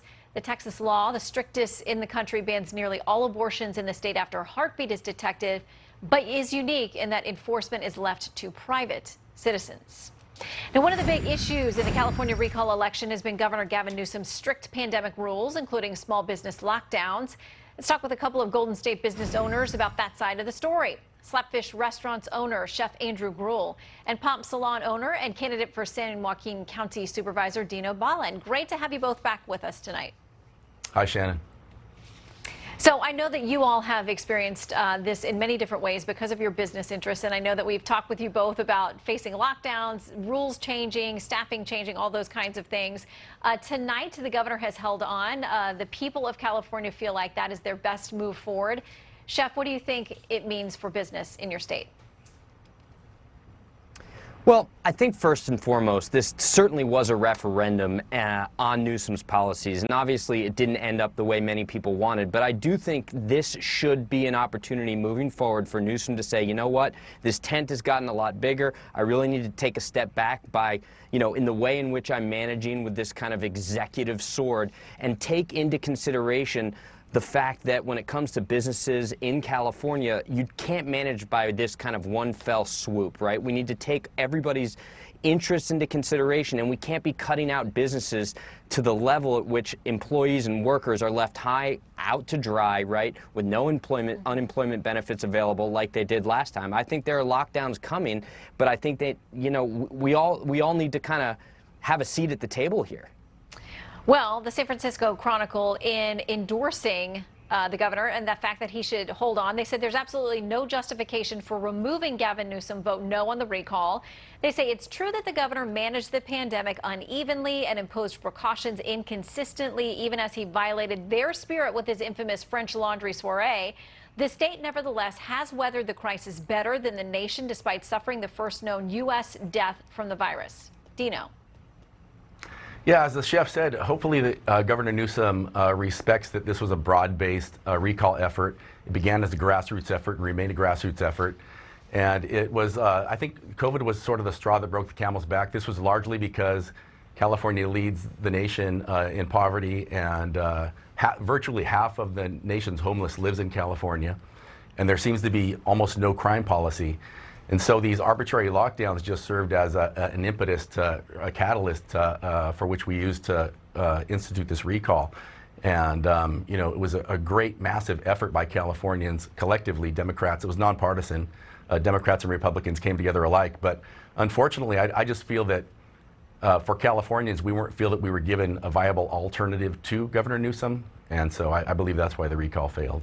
Well, and Andrew, there are those who are saying tonight, listen, the minute that the messaging quit being about Governor Gavin Newsom and his inability, the critics said, to lead the state properly, and turned into sort of a matchup between a Larry Elder and a Gavin Newsom, then it turns into more of a traditional looking election.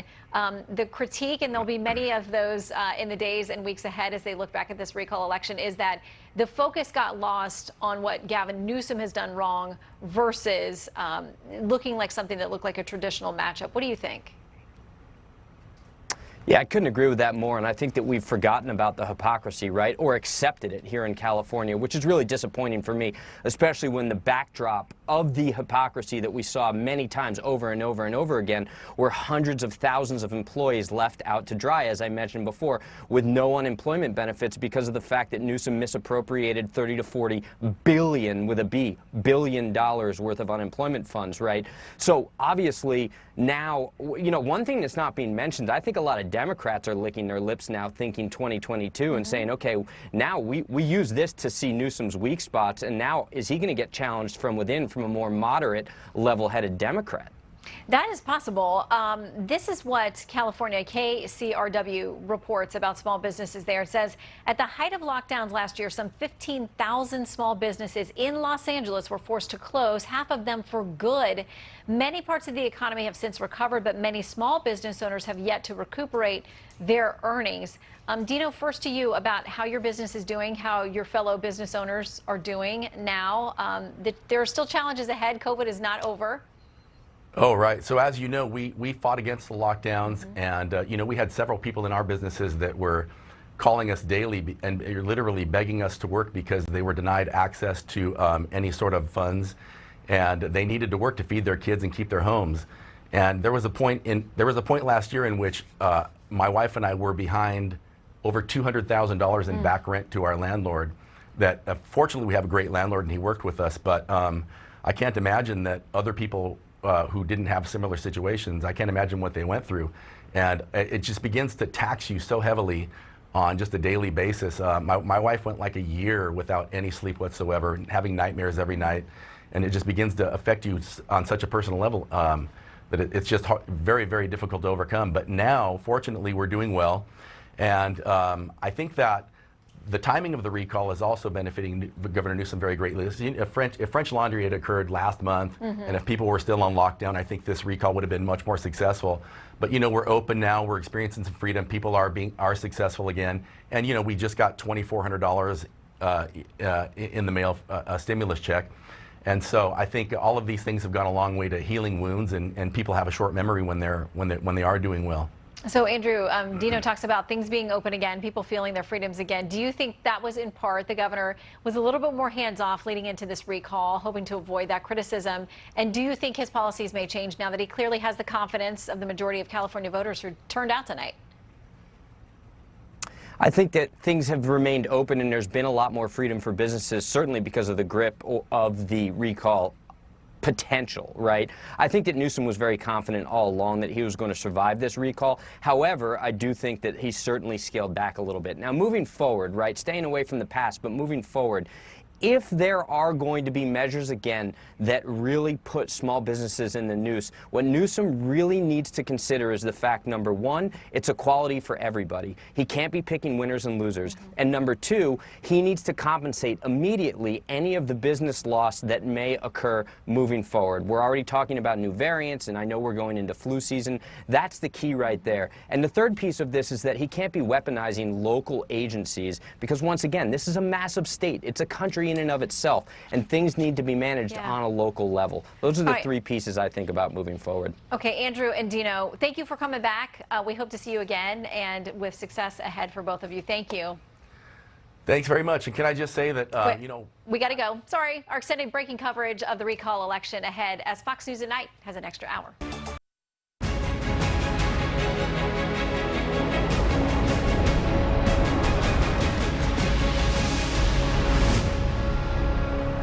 Hello and welcome back to this extended edition of Fox News at Night. I'm Shannon Bream in Washington.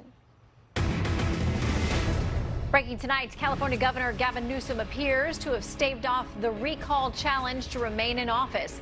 We've got live updates from the Golden State in this hour.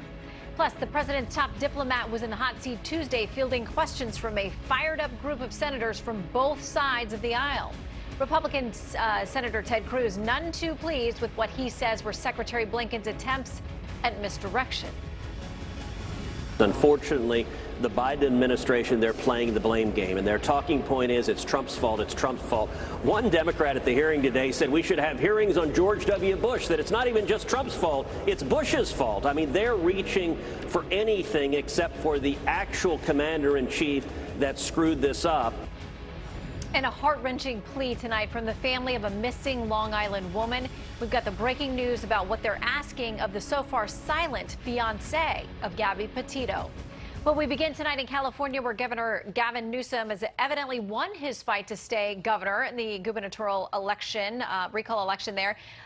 Doesn't look like we're sure yet whether Larry Elder may be ready to speak, ready to concede. Let's check in with correspondent Matt Finn. He joins us live there in Orange County. Hey, Matt. Hi, Shannon. Larry Elder is expected to take the stage at any moment here in Costa Mesa, California, in Orange County. The mood in the party here has not diminished at all since outlets like the Associated Press have projected that Larry Elder will not defeat Governor Newsom in the recall election. In fact, this room right now remains totally filled. The music has been playing. People have been still arriving, eating, drinking, and celebrating Elder. I guess we'll wait and see what he has to say in a matter of minutes. Elder's campaign manager took to the stage a short while ago and said it was too early to make any type of call, that the votes are still being tallied here in California. Elder's campaign has been saying that they feel the long lines statewide today here in California were a good sign for Elder, although, again, multiple outlets, including the Associated Press, have already declared Newsom overwhelmingly defeating this recall. And a short while ago in Sacramento, Governor Newsom gave a speech in which he stopped short of verbally declaring victory, but thanked voters for rejecting the recall and saying no. We said yes to science. We said yes to vaccines. We said yes to ending this pandemic. We said yes to people's right to vote without fear of fake fraud or voter suppression. We said yes to women's fundamental constitutional right to decide for herself what she does with her body, her fate and future. Larry Elder has taken the stage. I'll step off camera, and here is Larry Elder. We're going to be here a while. You know how I can go. First of all, I really want to thank my brilliant campaign staff. My campaign manager, Jeff Corliss, my co-chair, Tony Strickland, So, Shannon, we will keep you updated throughout the night here in Costa Mesa, California. I'll send it back to you. All right, Matt, thanks so much. And we'll listen in to see if Larry Elder could, decides to concede, whether he decides to fight tonight. We will keep an eye on that and let you know. Well, 24 hours after being grilled in a House hearing, Secretary of State Antony Blinken taking heat from senators on the Foreign Relations Committee Tuesday over the chaotic U.S. withdrawal from Afghanistan. White House correspondent Kevin Cork recapping the fireworks for us tonight. Good evening, Kevin. Yeah, evening, Shannon. If you talk to anybody here in this town, they'll say it's not what you didn't know, it's what you knew and when you knew it. That's where you can really get into trouble, and that has certainly been the case for many in the Biden administration who've been trying to explain once again what in the world happened in the calamitous exit from Afghanistan. By the way, the very latest member of the administration to have to face the music today it was Secretary of State Antony Blinken. The guy the Biden administration droned, was he an aid worker or an ISIS-K operative? I don't know because we're reviewing it. A wince-inducing grilling on Capitol Hill for the Biden administration's top diplomat. Well, see, you'd think you'd kind of know before you off somebody with a Predator drone whether he's an aid worker or he's an ISIS-K. We can't sort of have an investigation after we kill people. We have an investigation before we kill people. Kentucky Senator Rand Paul pressing Secretary of State Antony Blinken on the identity of a drone strike target in Afghanistan, demanding to know whether he was a terrorist amid reports an aid worker was actually mistakenly killed. Defense Department officials hailing the defensive strike as a precision operation against incoming suicide bombers on the penultimate day of the U.S.-led evacuation at Kabul's international airport. Yet subsequent reporting suggests the bombing was a case of mistaken identity that left 10 civilians dead, many of them children. Just the latest example, say critics, of the slipshod exit from the war-torn country, a debacle that's left behind an unknown number of Americans and their Afghan cooperators. You evacuated 6,040 Americans and say only a couple of hundred remain. Your own department told this committee in July that there were 10 to 15,000 Americans in Afghanistan. There's a huge difference between 6,000 and 15,000. What happened to these other Americans? Unable to explain the drone strike and unable to explain the numerical discrepancies in the number of Americans left in Afghanistan, as you can well imagine, fed-up Republicans lunged at Blinken. Not only did you fail to evacuate Americans and green card holders who were there, but you also brought in tens of thousands of Afghans who had wholly inadequate vetting, bringing many of them to the United States. And one of the things that has done is that has brought in a humanitarian crisis to America. Just like Jimmy Carter owns the disaster of the Iran hostage crisis, you own this. Senator Ted Cruz of the great state of Texas speaking there. As for the secretary, he says the investigation continues into that drone strike, and ultimately the State Department will formulate a report for congressional leaders to review. That, of course, will happen likely in a classified setting with approved information later released after redaction. In the meantime, for the Afghans living in the Kabul neighborhood hit by the strike and the unknown number of Americans still stuck in the Taliban-led country, the wait for justice and a pathway home continues, Shannon. Unfortunately, we continue to hope for the very best for many who are still there. Yeah, and we know there are a lot of folks who are out of the formal chain of command, former vets, and a lot of others who are still fighting to try to get those folks free. Right. Kevin, thank you very much. She'll see you on a much lighter note, an enjoyable holiday note in just a minute. You bet. See you soon. I'll see you then. Well, new reports out of Afghanistan tonight that the Taliban is carrying out revenge killings, including the execution of an Afghan sniper who had worked with British special forces in front of his family. Correspondent Trey Yanks reports from Kabul that the disarray appears to be allowing one of the most infamous terror groups to make a comeback.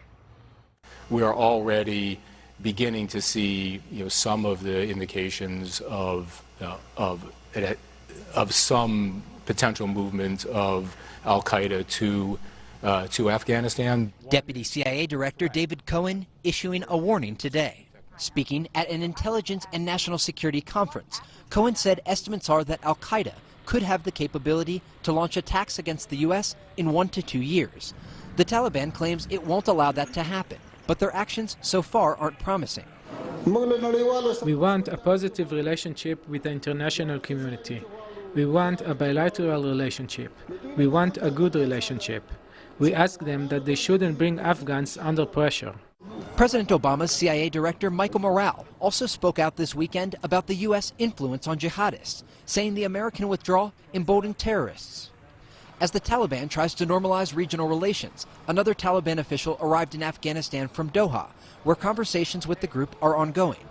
The plane was also carrying journalists and much-needed aid from the World Health Organization. Similar scenes have unfolded over the past 2 weeks as international bodies struggle to find a balance between engagement with the Taliban and humanitarian assistance. UN Human Rights Chief Michelle Bachelet warned the Human Rights Council this week of a new and perilous phase for Afghanistan as civilians plea for international assistance. We cannot go back because our homes are destroyed, and we don't have money to rebuild it or even have enough money to feed my family for a month. We saw the poverty today in the streets of Kabul firsthand, children begging and people desperate for aid. Though as the Taliban stays isolated from the international community, it's the civilian population that pays the highest price. Shannon? All right, Trey Yingst, thanks so much. By the way, we want to dip back in with Republican challenger Larry Elder. It sounds like he is giving up on this particular fight, saying, we have won, may have lost this battle, but we will win the war. He says to the crowd that he wants to be gracious in defeats to Gavin Newsom. Let's take a quick listen in. Homicides. Under this governor, 20,000 convicted felons were released early. What could possibly go wrong? The other day, former Senator Barbara Boxer was mugged in Oakland. You're not cheering for Barbara Boxer being mugged, are you? This is a rough crowd. It's a rough crowd. Also, I wanted to give some love to Arnie Steinberg. Arnie Steinberg, my strategist. Arnie, you were brilliant, absolutely brilliant. Also, Jenny Sand is here. Jenny, without you, I probably wouldn't have run. Jenny Sand, Pastor Jack Hibbs. Dennis Prager. All right, Larry Elder thanking some folks who helped him with this unsuccessful campaign, but sounding very much like somebody who would like to continue down this public path and very much what sounds like a critique of the ongoing policies there in California. We'll see where he resurfaces after this, but tonight is saying that this is not the night for their win. So to that recall election in California, the impact that Governor Gavin Newsom's pandemic policies may have had on the special election, at least in getting it onto the ballot. So time for a legal debate tonight with two of our favorite West Coast favorites. Right here on Fox News at Night, former U.S. Attorney Harry Litman and former Deputy Assistant Attorney General John Yoo. Welcome to you both. All right, you guys are California guys, so get some initial reaction from you tonight. John? Well, you have to congratulate Gavin Newsom for running a tough campaign, but I think he missed the opportunity to address the problems led to the recall in the first place. I think what he did is he turned this into a Republican-Democrat battle, and he really focused on Larry Elder. But I think the reasons why California's demanded a recount were left unaddressed. The rising crime, homelessness problems, the closing down of the schools, a sputtering economy, high costs, high gasoline costs. Unfortunately, because of the partisan nature of the election as an election, we didn't really get much substantive discussion on these problems which are plaguing the state. So, Harry, now that the heat is off with this recall, do you think that the governor will have less motivation or more to get down to brass tacks on some of those very real concrete problems? Well, it is true that homelessness and crime were what initiated it. But, you know, the big news here, Shannon, it's so easy to have a recall in California. It's the 55th time it's happened. It's 27 times there's actually have been battles. And it was something like 5% of the population. That is what they were worried about. But I think it is an affirmation of his COVID policies which matter the most. Will he now also try to think about the things that animated his enemies here? Maybe, but he can now sort of go forward with a real, it's almost like in England where there's a new vote of confidence. And he did run, I agree with John, against Elder that way, but Elder led with his chin and was sort of Trumpist about it, and that made in California for a pretty easy strategy for Governor Newsom. Well, and as we watch now to see what the governor does moving forward and policies and all those different big issues that voters do care about, there are ongoing legal battles there as there are in states across the country with regard to vaccine mandates. The LA Times is talking about some LAPD employees who are suing over the vaccination mandate. The piece says this: the lawsuit alleges the city's mandate ignores the natural protections provided by such antibodies and claims the suing employees can safely perform their job duties protecting themselves, fellow employees, and the communities they serve through non-pharmaceutical interventions like daily health screenings, wearing masks, and quarantine. John, we've started to see people have some success on this front of arguing that they've had COVID, they have natural immunity, and that a number of studies now show it's equal to or superior to the vaccines in a number of studies. Is it going to be a winning legal argument? Well, Shannon, the fact that you mentioned is actually very important, because it means that I think what will happen is that the legal system will have to reconsider these very old cases from 1905, which is still the last time the Supreme Court allowed the states to mandatorily vaccine everybody, not just employees, but everyone in a state. That was for smallpox, though, which was much more virulent, much more communicable than COVID-19, and you didn't have this kind of scientific evidence you're talking about now. So I would say right now the LAPD officers, school teachers, nurses who are refusing to get vaccinated in California, and there are a lot of them, they have a tough hill to climb because of these old cases from the early 20th century. But it was before we had this revolution in constitutional rights. It's before the science has given us a lot more knowledge. I bet that it's going to cause the courts to reconsider and to be tougher in scrutinizing what the government's going to give for its justification for these kind of vaccination policies. Yeah, and important to remember with that smallpox case, as you said, it was much more deadly than this virus, but their ruling was clear at that point that the state could do a number of things, but the fine equated to, I think, modern day $155. It wasn't people losing their careers, their ability to put food on the table and pay their rent and those kinds of things. So it will be interesting to see how the court handles this, if it, as I suspect, at least one of these cases will work its way up to some of the highest courts in the nation. In the meantime, the Riverside County Sheriff says he's not going to enforce the COVID-19 vaccine mandates on his workers. He says this, Sheriff Chad Bianco says he won't enforce any vaccine mandates for the department employees. He describes himself as the, quote, last line of defense from tyrannical government overreach. Harry. Forget about it. And same thing with the state. Who should decide these things, Shannon? Look, people would say, well, there's another scientific view, but that's what government does. They've had the authority to do it for 100 years. The Riverside Sheriff, you know, he needs to resign, and it won't last. Only if there's a revisiting of the entire sort of health and safety rubric in this country, starting with smallpox, is something like this going to fly. The governor and the government has power to do it, full stop. Well, there are lawsuits, as we said, in states all across the country. So I got to think some of this bubbles up in some way to the court, because everybody continues to cite back to this 1905 case that seems pretty definitive on that situation more than a century later, facing this, very deadly pandemic. I think those justices may have to revisit that. And when they do, we'll have you two back to analyze it. Harry and John, thank you. Thanks, Jen. Thanks, Jen. Thank you. An incredible new twist tonight in the story we've been tracking of the Labor Day weekend shooting of a prominent South Carolina attorney. Remember, his wife and son were recently killed. Alex Murdaugh now admitting to investigators that he hired a man to kill him. He says so his surviving son could collect a $10 million life insurance policy. This is coming in from, according to the South Carolina Law Enforcement Division, they say Murdaugh gave a man named Curtis Smith the gun and directed Smith to shoot him. We will continue tracking that very unusual case.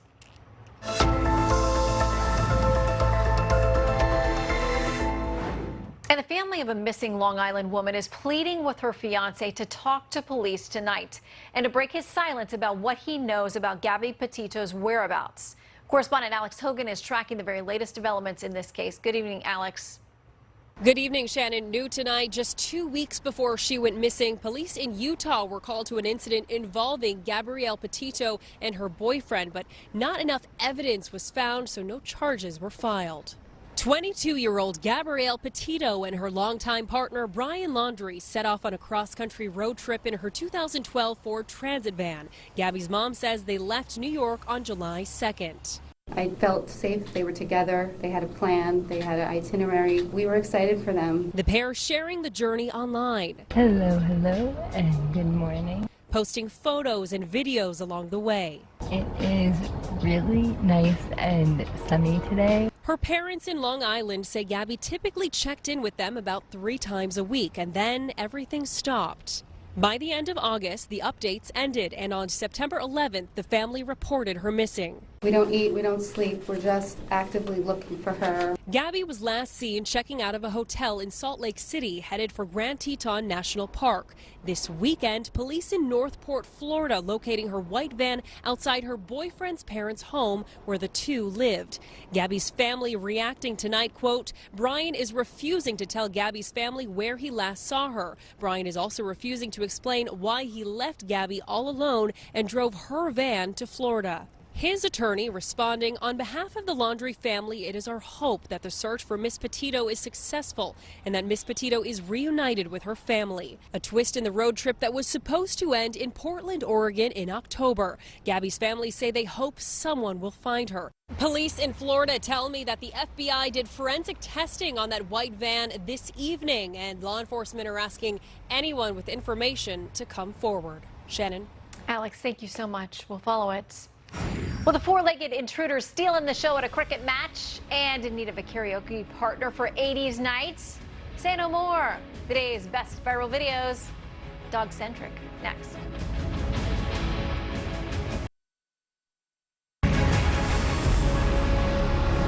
Infrared drones capturing the tense moment in Volusia County. A pair of canine deputies in pursuit of an armed carjacking suspect. The man firing at the dogs, grazing one of them, hitting another in the paw. Axe and Endo continuing the chase despite that. And tonight the two pups are recovering after facing those bullets meant for deputies. We consider them heroes. By the way, the suspect is facing multiple charges. Now this, a women's cricket match was underway in Ireland when suddenly a spunky canine took to the field, stealing the ball, ready to show off some fetching skills, cracking up the players and the commentators in the process. Looks super cute too. That video has, of course, now gone viral on all of social media. Run, doggy.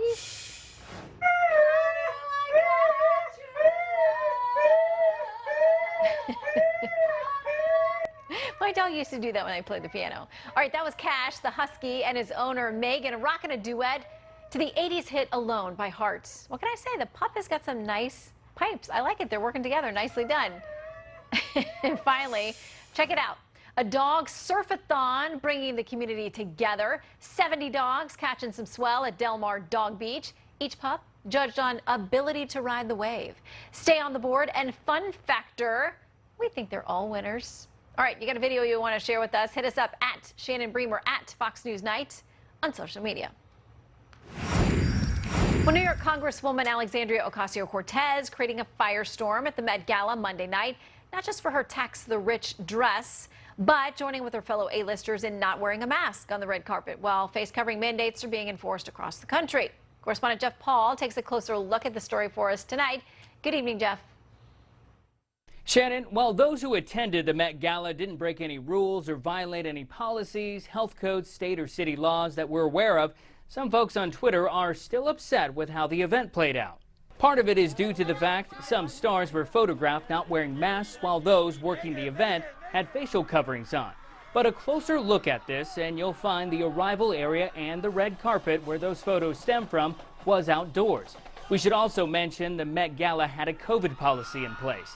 All attendees had to provide proof of vaccination, provide a negative rapid PCR test the day before, and wear facial coverings once indoors. The only exception for not wearing a mask indoors is when eating or drinking. The other mass story some folks are talking about involves former Virginia Governor Terry McAuliffe. He's a Democrat who's running to get that seat back this November. Photos appear to show McAuliffe walking down the aisle of an Amtrak train on the phone with no mask. There also appears to be a sign just behind him that states masks are in fact required unless someone is eating or drinking. When reached by Fox News, the McAuliffe campaign didn't directly address the photos. They did, though, claim McAuliffe's Republican opponent, Glenn Youngkin, has an extensive history of not following CDC mask guidance. While Youngkin has attended some events not wearing a mask or facial covering, there is no Virginia law mandating masks. A campaign spokesperson says Youngkin follows the law and respects those around him, wearing a mask whenever and wherever it is necessary. Shannon? Jeff, thank you. Time to bring back Kevin Corke because he has got scoop on something very important. For once, it's not food or push-ups. Yep. But when we should start our holiday shopping, why we should do it early this year, Kevin. Yeah, here's the stat of the night. 27% of holiday shoppers, Shannon, say they actually begin to start buying their gifts for Christmas or for the holidays before the end of September. Woo! That according to creditcards.com. That, by the way, includes 13% who say they actually started to buy those gifts for the holidays in August. Come I mean, on. who are these people? Good for them. That's impressive, right? Yeah. Now, this poll actually surveyed over 2,400 adults, and they say the big reason to get a jump on your gift buying this year is because inventory concerns, especially since COVID has actually disrupted the supply chain. You and I have talked about that. Things like appliances and furniture and video game consoles, all expected to either be in very short supply this fall or they'll be subject to the whims of the supply chain, meaning you might order a piece of furniture and it could take months to get it. So they say make sure you shop early. However, one of the big risks is if you shop early, experts say you might end up overbuying. So be careful as you watch your wallet, watch your spending. And I admire those people. I'm that guy that waits until December 20th. Maybe. Are you like running through on Christmas Eve, grabbing everything available? I'm not that bad, but I'm bad enough. Like it's December 1st, and other people say, "Oh, I'm done." I'm like, "Well, I guess I should get started." I get stressed if I wait too late, but I got to tell you, the mention of an appliance as a Christmas present, like, do not get me a blender for the holidays. Yeah, like don't do it. That will not end well. Yeah, it would not be good. All right, Kevin, we have some good news. Can't wait to Come talk on. to you about it. See you in about 20. Okay, thank you, Kevin. You bet. All right, a first-hand account of voting confusion in the Newsom recall election. Hear from a voter next. This election fraud stuff is a crock. It's shameful. And it's shameful. And I say that, I mean that. As an American, I'm ashamed. I'm disgusted by it. Stop. Grow up, people.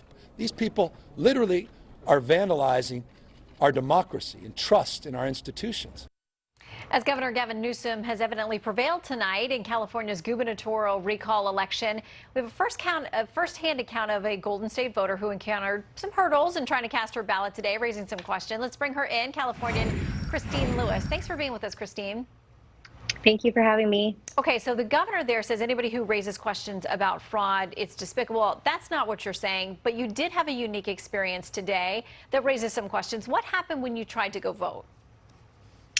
So I'd never received a mail-in ballot, which I thought was kind of weird because I had other people in my residence who did. So I went to vote in person. I gave the poll worker my first and last name. They were not able to find my registration at all, so they asked me to scan my driver's license. And when they scanned my driver's license, my name came up as Benjamin. So they had me fill out a provisional ballot. And it just didn't sit right with me for the rest of the day. So later in the afternoon, I looked up my voter registration and pulled up, I had to use my first and last name, my birth date, my social security number, my driver's license, and it pulled up what you're seeing on the screen here, which is my first and last name are correct. My email address is correct, but they have me registered in a county that I've never lived in. I'm registered as a Democrat, which I'm not, and they also have me receiving permanent mail-in voting, which I also did not select. So what did the poll worker say to you about this? Have there been other instances of this? Because those are several things that are significant that are off on your registration. Yeah, for sure. She did say that this was not the first time that she'd seen it happen. She obviously thought it was very odd, but not the first time she saw it happen. Okay, and you mentioned also that you had just flown the day or two before this, and your driver's license obviously passed through TSA, so you know it's linked to you properly. So these could be a series of clerical errors. Are you worried, though, that in California, maybe there are other voters who don't know that some of their information is not correct? This could affect, if you get a provisional ballot, that still has to go through a process to make sure that your vote counts. Are you confident that it will? Not really. Not really at all. What are your worries after seeing these glitches today? Well, I mean, we have to be able to feel secure and that our vote is being counted. And I don't feel secure that it's being counted. I mean, I submitted my provisional ballot today, but there's no way of knowing if the other registration also submitted a mail-in ballot, and if theirs will be thrown out or mine will be thrown out. There's no way of knowing that. So it doesn't look like it's close tonight. So as California now moves forward, there's still a lot of hot button issues there about schools and businesses and COVID and wildfires and all kinds of things. What do you think this means now moving forward? The governor will serve out his term. Does it say anything to you about the mood there in California? I mean, I just hope that he hasn't been putting on a show, that we're not going to have more lockdowns now that he is staying as governor. But I mean, we'll see what happens, I guess. To you as a voter, how much did those different things factor in? The fact that he did have tough lockdowns on businesses and individuals and in schools and all those kinds of things at different times as different data would come in. But the fact that he was pictured at French Laundry, a very exclusive restaurant, but at a time that others were not supposed to be indoors or supposed to be masking or some combination of those things. To you as a Californian, your friends or family or neighbors, how did that sit? Not well. You know, you're supposed to be the face of the state, and if you're asking people to live one way, you should also be living that same way. He was endorsed by a lot of big newspapers and groups out there who said, listen, a recall is a drastic thing to do. It's a big step for any state to take. If you don't agree with him on policies, that's one thing, but he has not so blatantly disregarded his duties or done some criminally terrible job at being governor that the recall is not appropriate. And there are talks that there may be attempts to kind of rein in the ability to use a recall in the future. How do you think that's going to land with voters out there? You know, I'm not sure. I just think it's our right to have people that we feel are capable in leading our state and our country. And if we don't feel that they are leading our state and country the way that we would like them to, I think that is something as a voter that we can keep them in line. Well, we'd love to hear more about the situation. If you get any updates, if you find out whether your vote goes through or not, or whether there are any of these other problems within the system, again, probably it looks like clerical errors, but again, as a voter, you want to make sure that your vote counts. And I'm sure that you and others have a lot of questions about that tonight. Christine, thank you for your time. Thank you so much. So does the recall election, the results tonight in California, give us any indication about the 2020 midterms? What can we unpack? Well, the Bream Team panel is standing by next to do just that.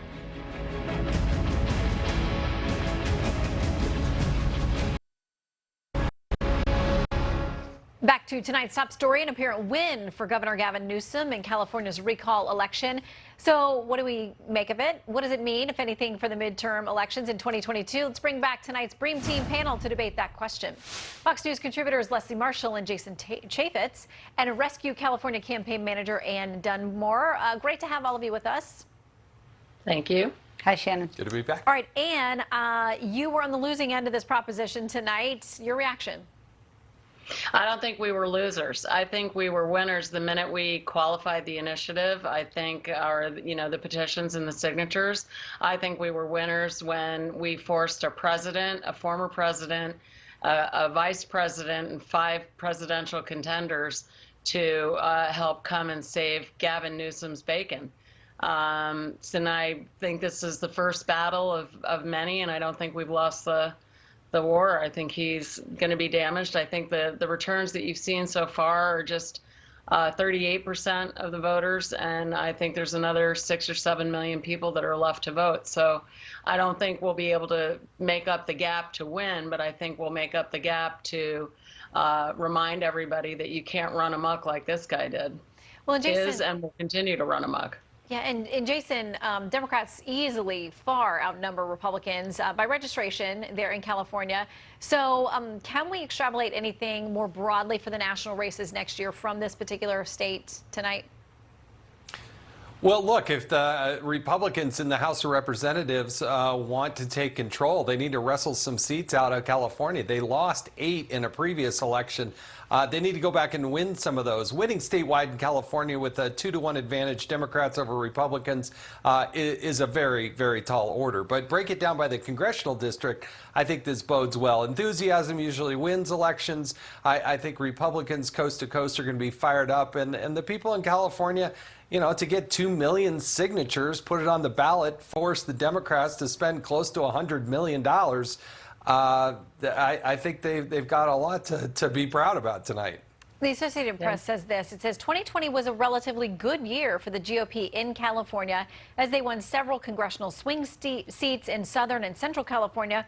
Some analysts have seen signs in polling that Latinos, traditionally a key Democratic constituency in California, may have soured on Newsom. If that proves true, it would be part of a national trend that led Republican Donald Trump to gain significant ground among that demographic. Leslie, are you worried at all moving forward? No, no, I'm not. I mean, historically, the president and the party in power loses seat in the House in the first midterm election. So if we lose power, won't be surprised because, you know, it's a numbers game in politics, and that's what happens historically. By the way, Jason, my friend, it was over $200 million, and I would like my money back from the Republicans that stole the money from the people in this state during a pandemic and stole our governor and very, very important time, you know, when, you know, he should have just been able to focus 100% on what is happening in this state and across the country with the COVID-19 pandemic. And further in this state, we have other issues that are very important that need to be addressed, like wildfires and, you know, housing and homelessness. I mean, and the issues just go on. So I mean, I can't stand recalls, and I would say this if this was a Republican governor, but he won. And what I think we also need to look at is some of the areas that he won in are areas that actually went for Trump and areas that are known to be more red. And yes, we do have them, Shannon, here in California. Yeah, and we do and, still. That I think is very telling. We still do have a lot of outstanding numbers. As Ann said, probably not enough that's going to come anywhere near to closing this gap, but will tell us a lot more about different specific areas. But Jason, because you were name checked there for wasting money, I'll give you a chance to respond. Well, Leslie's one of my favorites. To suggest it was stolen to have a recall, you know, they play by the rules. And guess what? Democrats are in control of the Assembly and the State House. So the rules are set by the Democrats. Republicans played by them. They didn't just steal it to get the recall. They got 2 million signatures. That's why they went through the recall. So, Ann, how do you change minds out there, though, if you're going to try to turn California to voting Republican more broadly, can you do it? Yeah. I mean, look, first of all, I'm offended that this is about the money. First of all, he added $35 million to what the estimated cost, just so he could be able to say it was $250 million. Second of all, this is about lives lost. This is about communities lost. This is about absolute reckless policy, lack of policy making, the early release program of violent felons when there's a 31% increase in homicide, where he walked around and said crime is on the decline. For a numbers guy, I'd say he was totally upside down. Fentanyl deaths up 800% since 2016 in Riverside County alone. How about the $35 billion at the EDD? How about he never talked about that? I'd say that the $200 million is what a corporation would pay to get rid of a bad executive. And the corporate board in California is the citizens, and he's got to go. And maybe it's not going to be tonight, but I guarantee you he is damaged goods moving forward. Anybody who governs like he does, looks like he does, talks like he does, is doomed. They will not succeed. It's time to address issues. He managed to get through this election without addressing any issues. He blamed it on Larry Elder, blamed it on Donald Trump, blamed it on climate change, blamed it on everybody. And let me tell you one thing. If you don't acknowledge a problem, you're sure as hell not going to find a solution to it. So you know what? He's got some big questions to answer, and it's not going to get better for him. It's going to get worse. Well, jobless rates up, federal funding gone. His own people said that the jobless claims will not be able to be met. It's unsustainable. Jerry Brown said his budget is unsustainable. maybe we was just the wrong time, but 4 weeks ago, we were even and ahead, and we hadn't spent a dime. He spent $20 million on an Elizabeth Warren ad during the Olympics, the least watched Olympics in the history of the Olympics, and we moved ahead. At one point, I thought maybe we just need to pull up a beach chair and let this guy do himself in. So you know what? Big message here. If it's lost on you, Leslie, that's great. That means that you guys can continue to operate in a dome-deaf zone, and the citizens of California are going to run right over people like Gavin Newsom and anybody who strategizes without understanding exactly what started this in the first place. Good luck with it. Tonight, he held on by all accounts and by all the numbers that we have, and it appears it will stay that way. So thank you all for some analysis on that. As California says, they're going to keep Gavin Newsom for now. Thank you, guys. Thank you. Thank you. Thank you. All right, some good news before we say goodnight. It's a 5-year-old girl meeting her baby brother for the first time. Listen, if you watch this online, you will be in tears. Presley, the big sister, was born blind. In this viral video, she's seen rubbing her sweet little brother Hunter's head, greeting him. She keeps calling him sweet boy. And the adorable video ends of her singing him happy birthday. It's beyond adorable. This is not Presley's first time being an older sister. She does have a 3-year-old sister. Such a cute moment in memory that's gone viral. Congratulations to her on being a big sister again, Kevin. It's so sweet. Super sweet, and that's one of those videos where you're like, okay, if I'm by myself, maybe I get a little misty. Maybe a little bit. In front of other people, I gotta be tough. All right, now I want to take you to one of my very favorite states, Oregon, for this good news, good night. It's where 3 people, Shannon, and a dog were rescued off the coast at Lincoln City. A rescue swimmer was deployed by free fall and began recovering the survivors just a couple of hours after the very first distress report came in.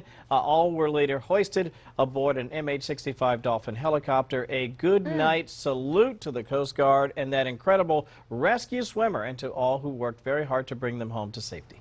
Yeah, that is amazing. I've seen these guys and gals do these drills. It is exceptionally difficult, so bravo to everyone. And Kevin, thank you for bringing the story to us. That's it for us from Washington. Our coverage continues. I'm Shannon Bream.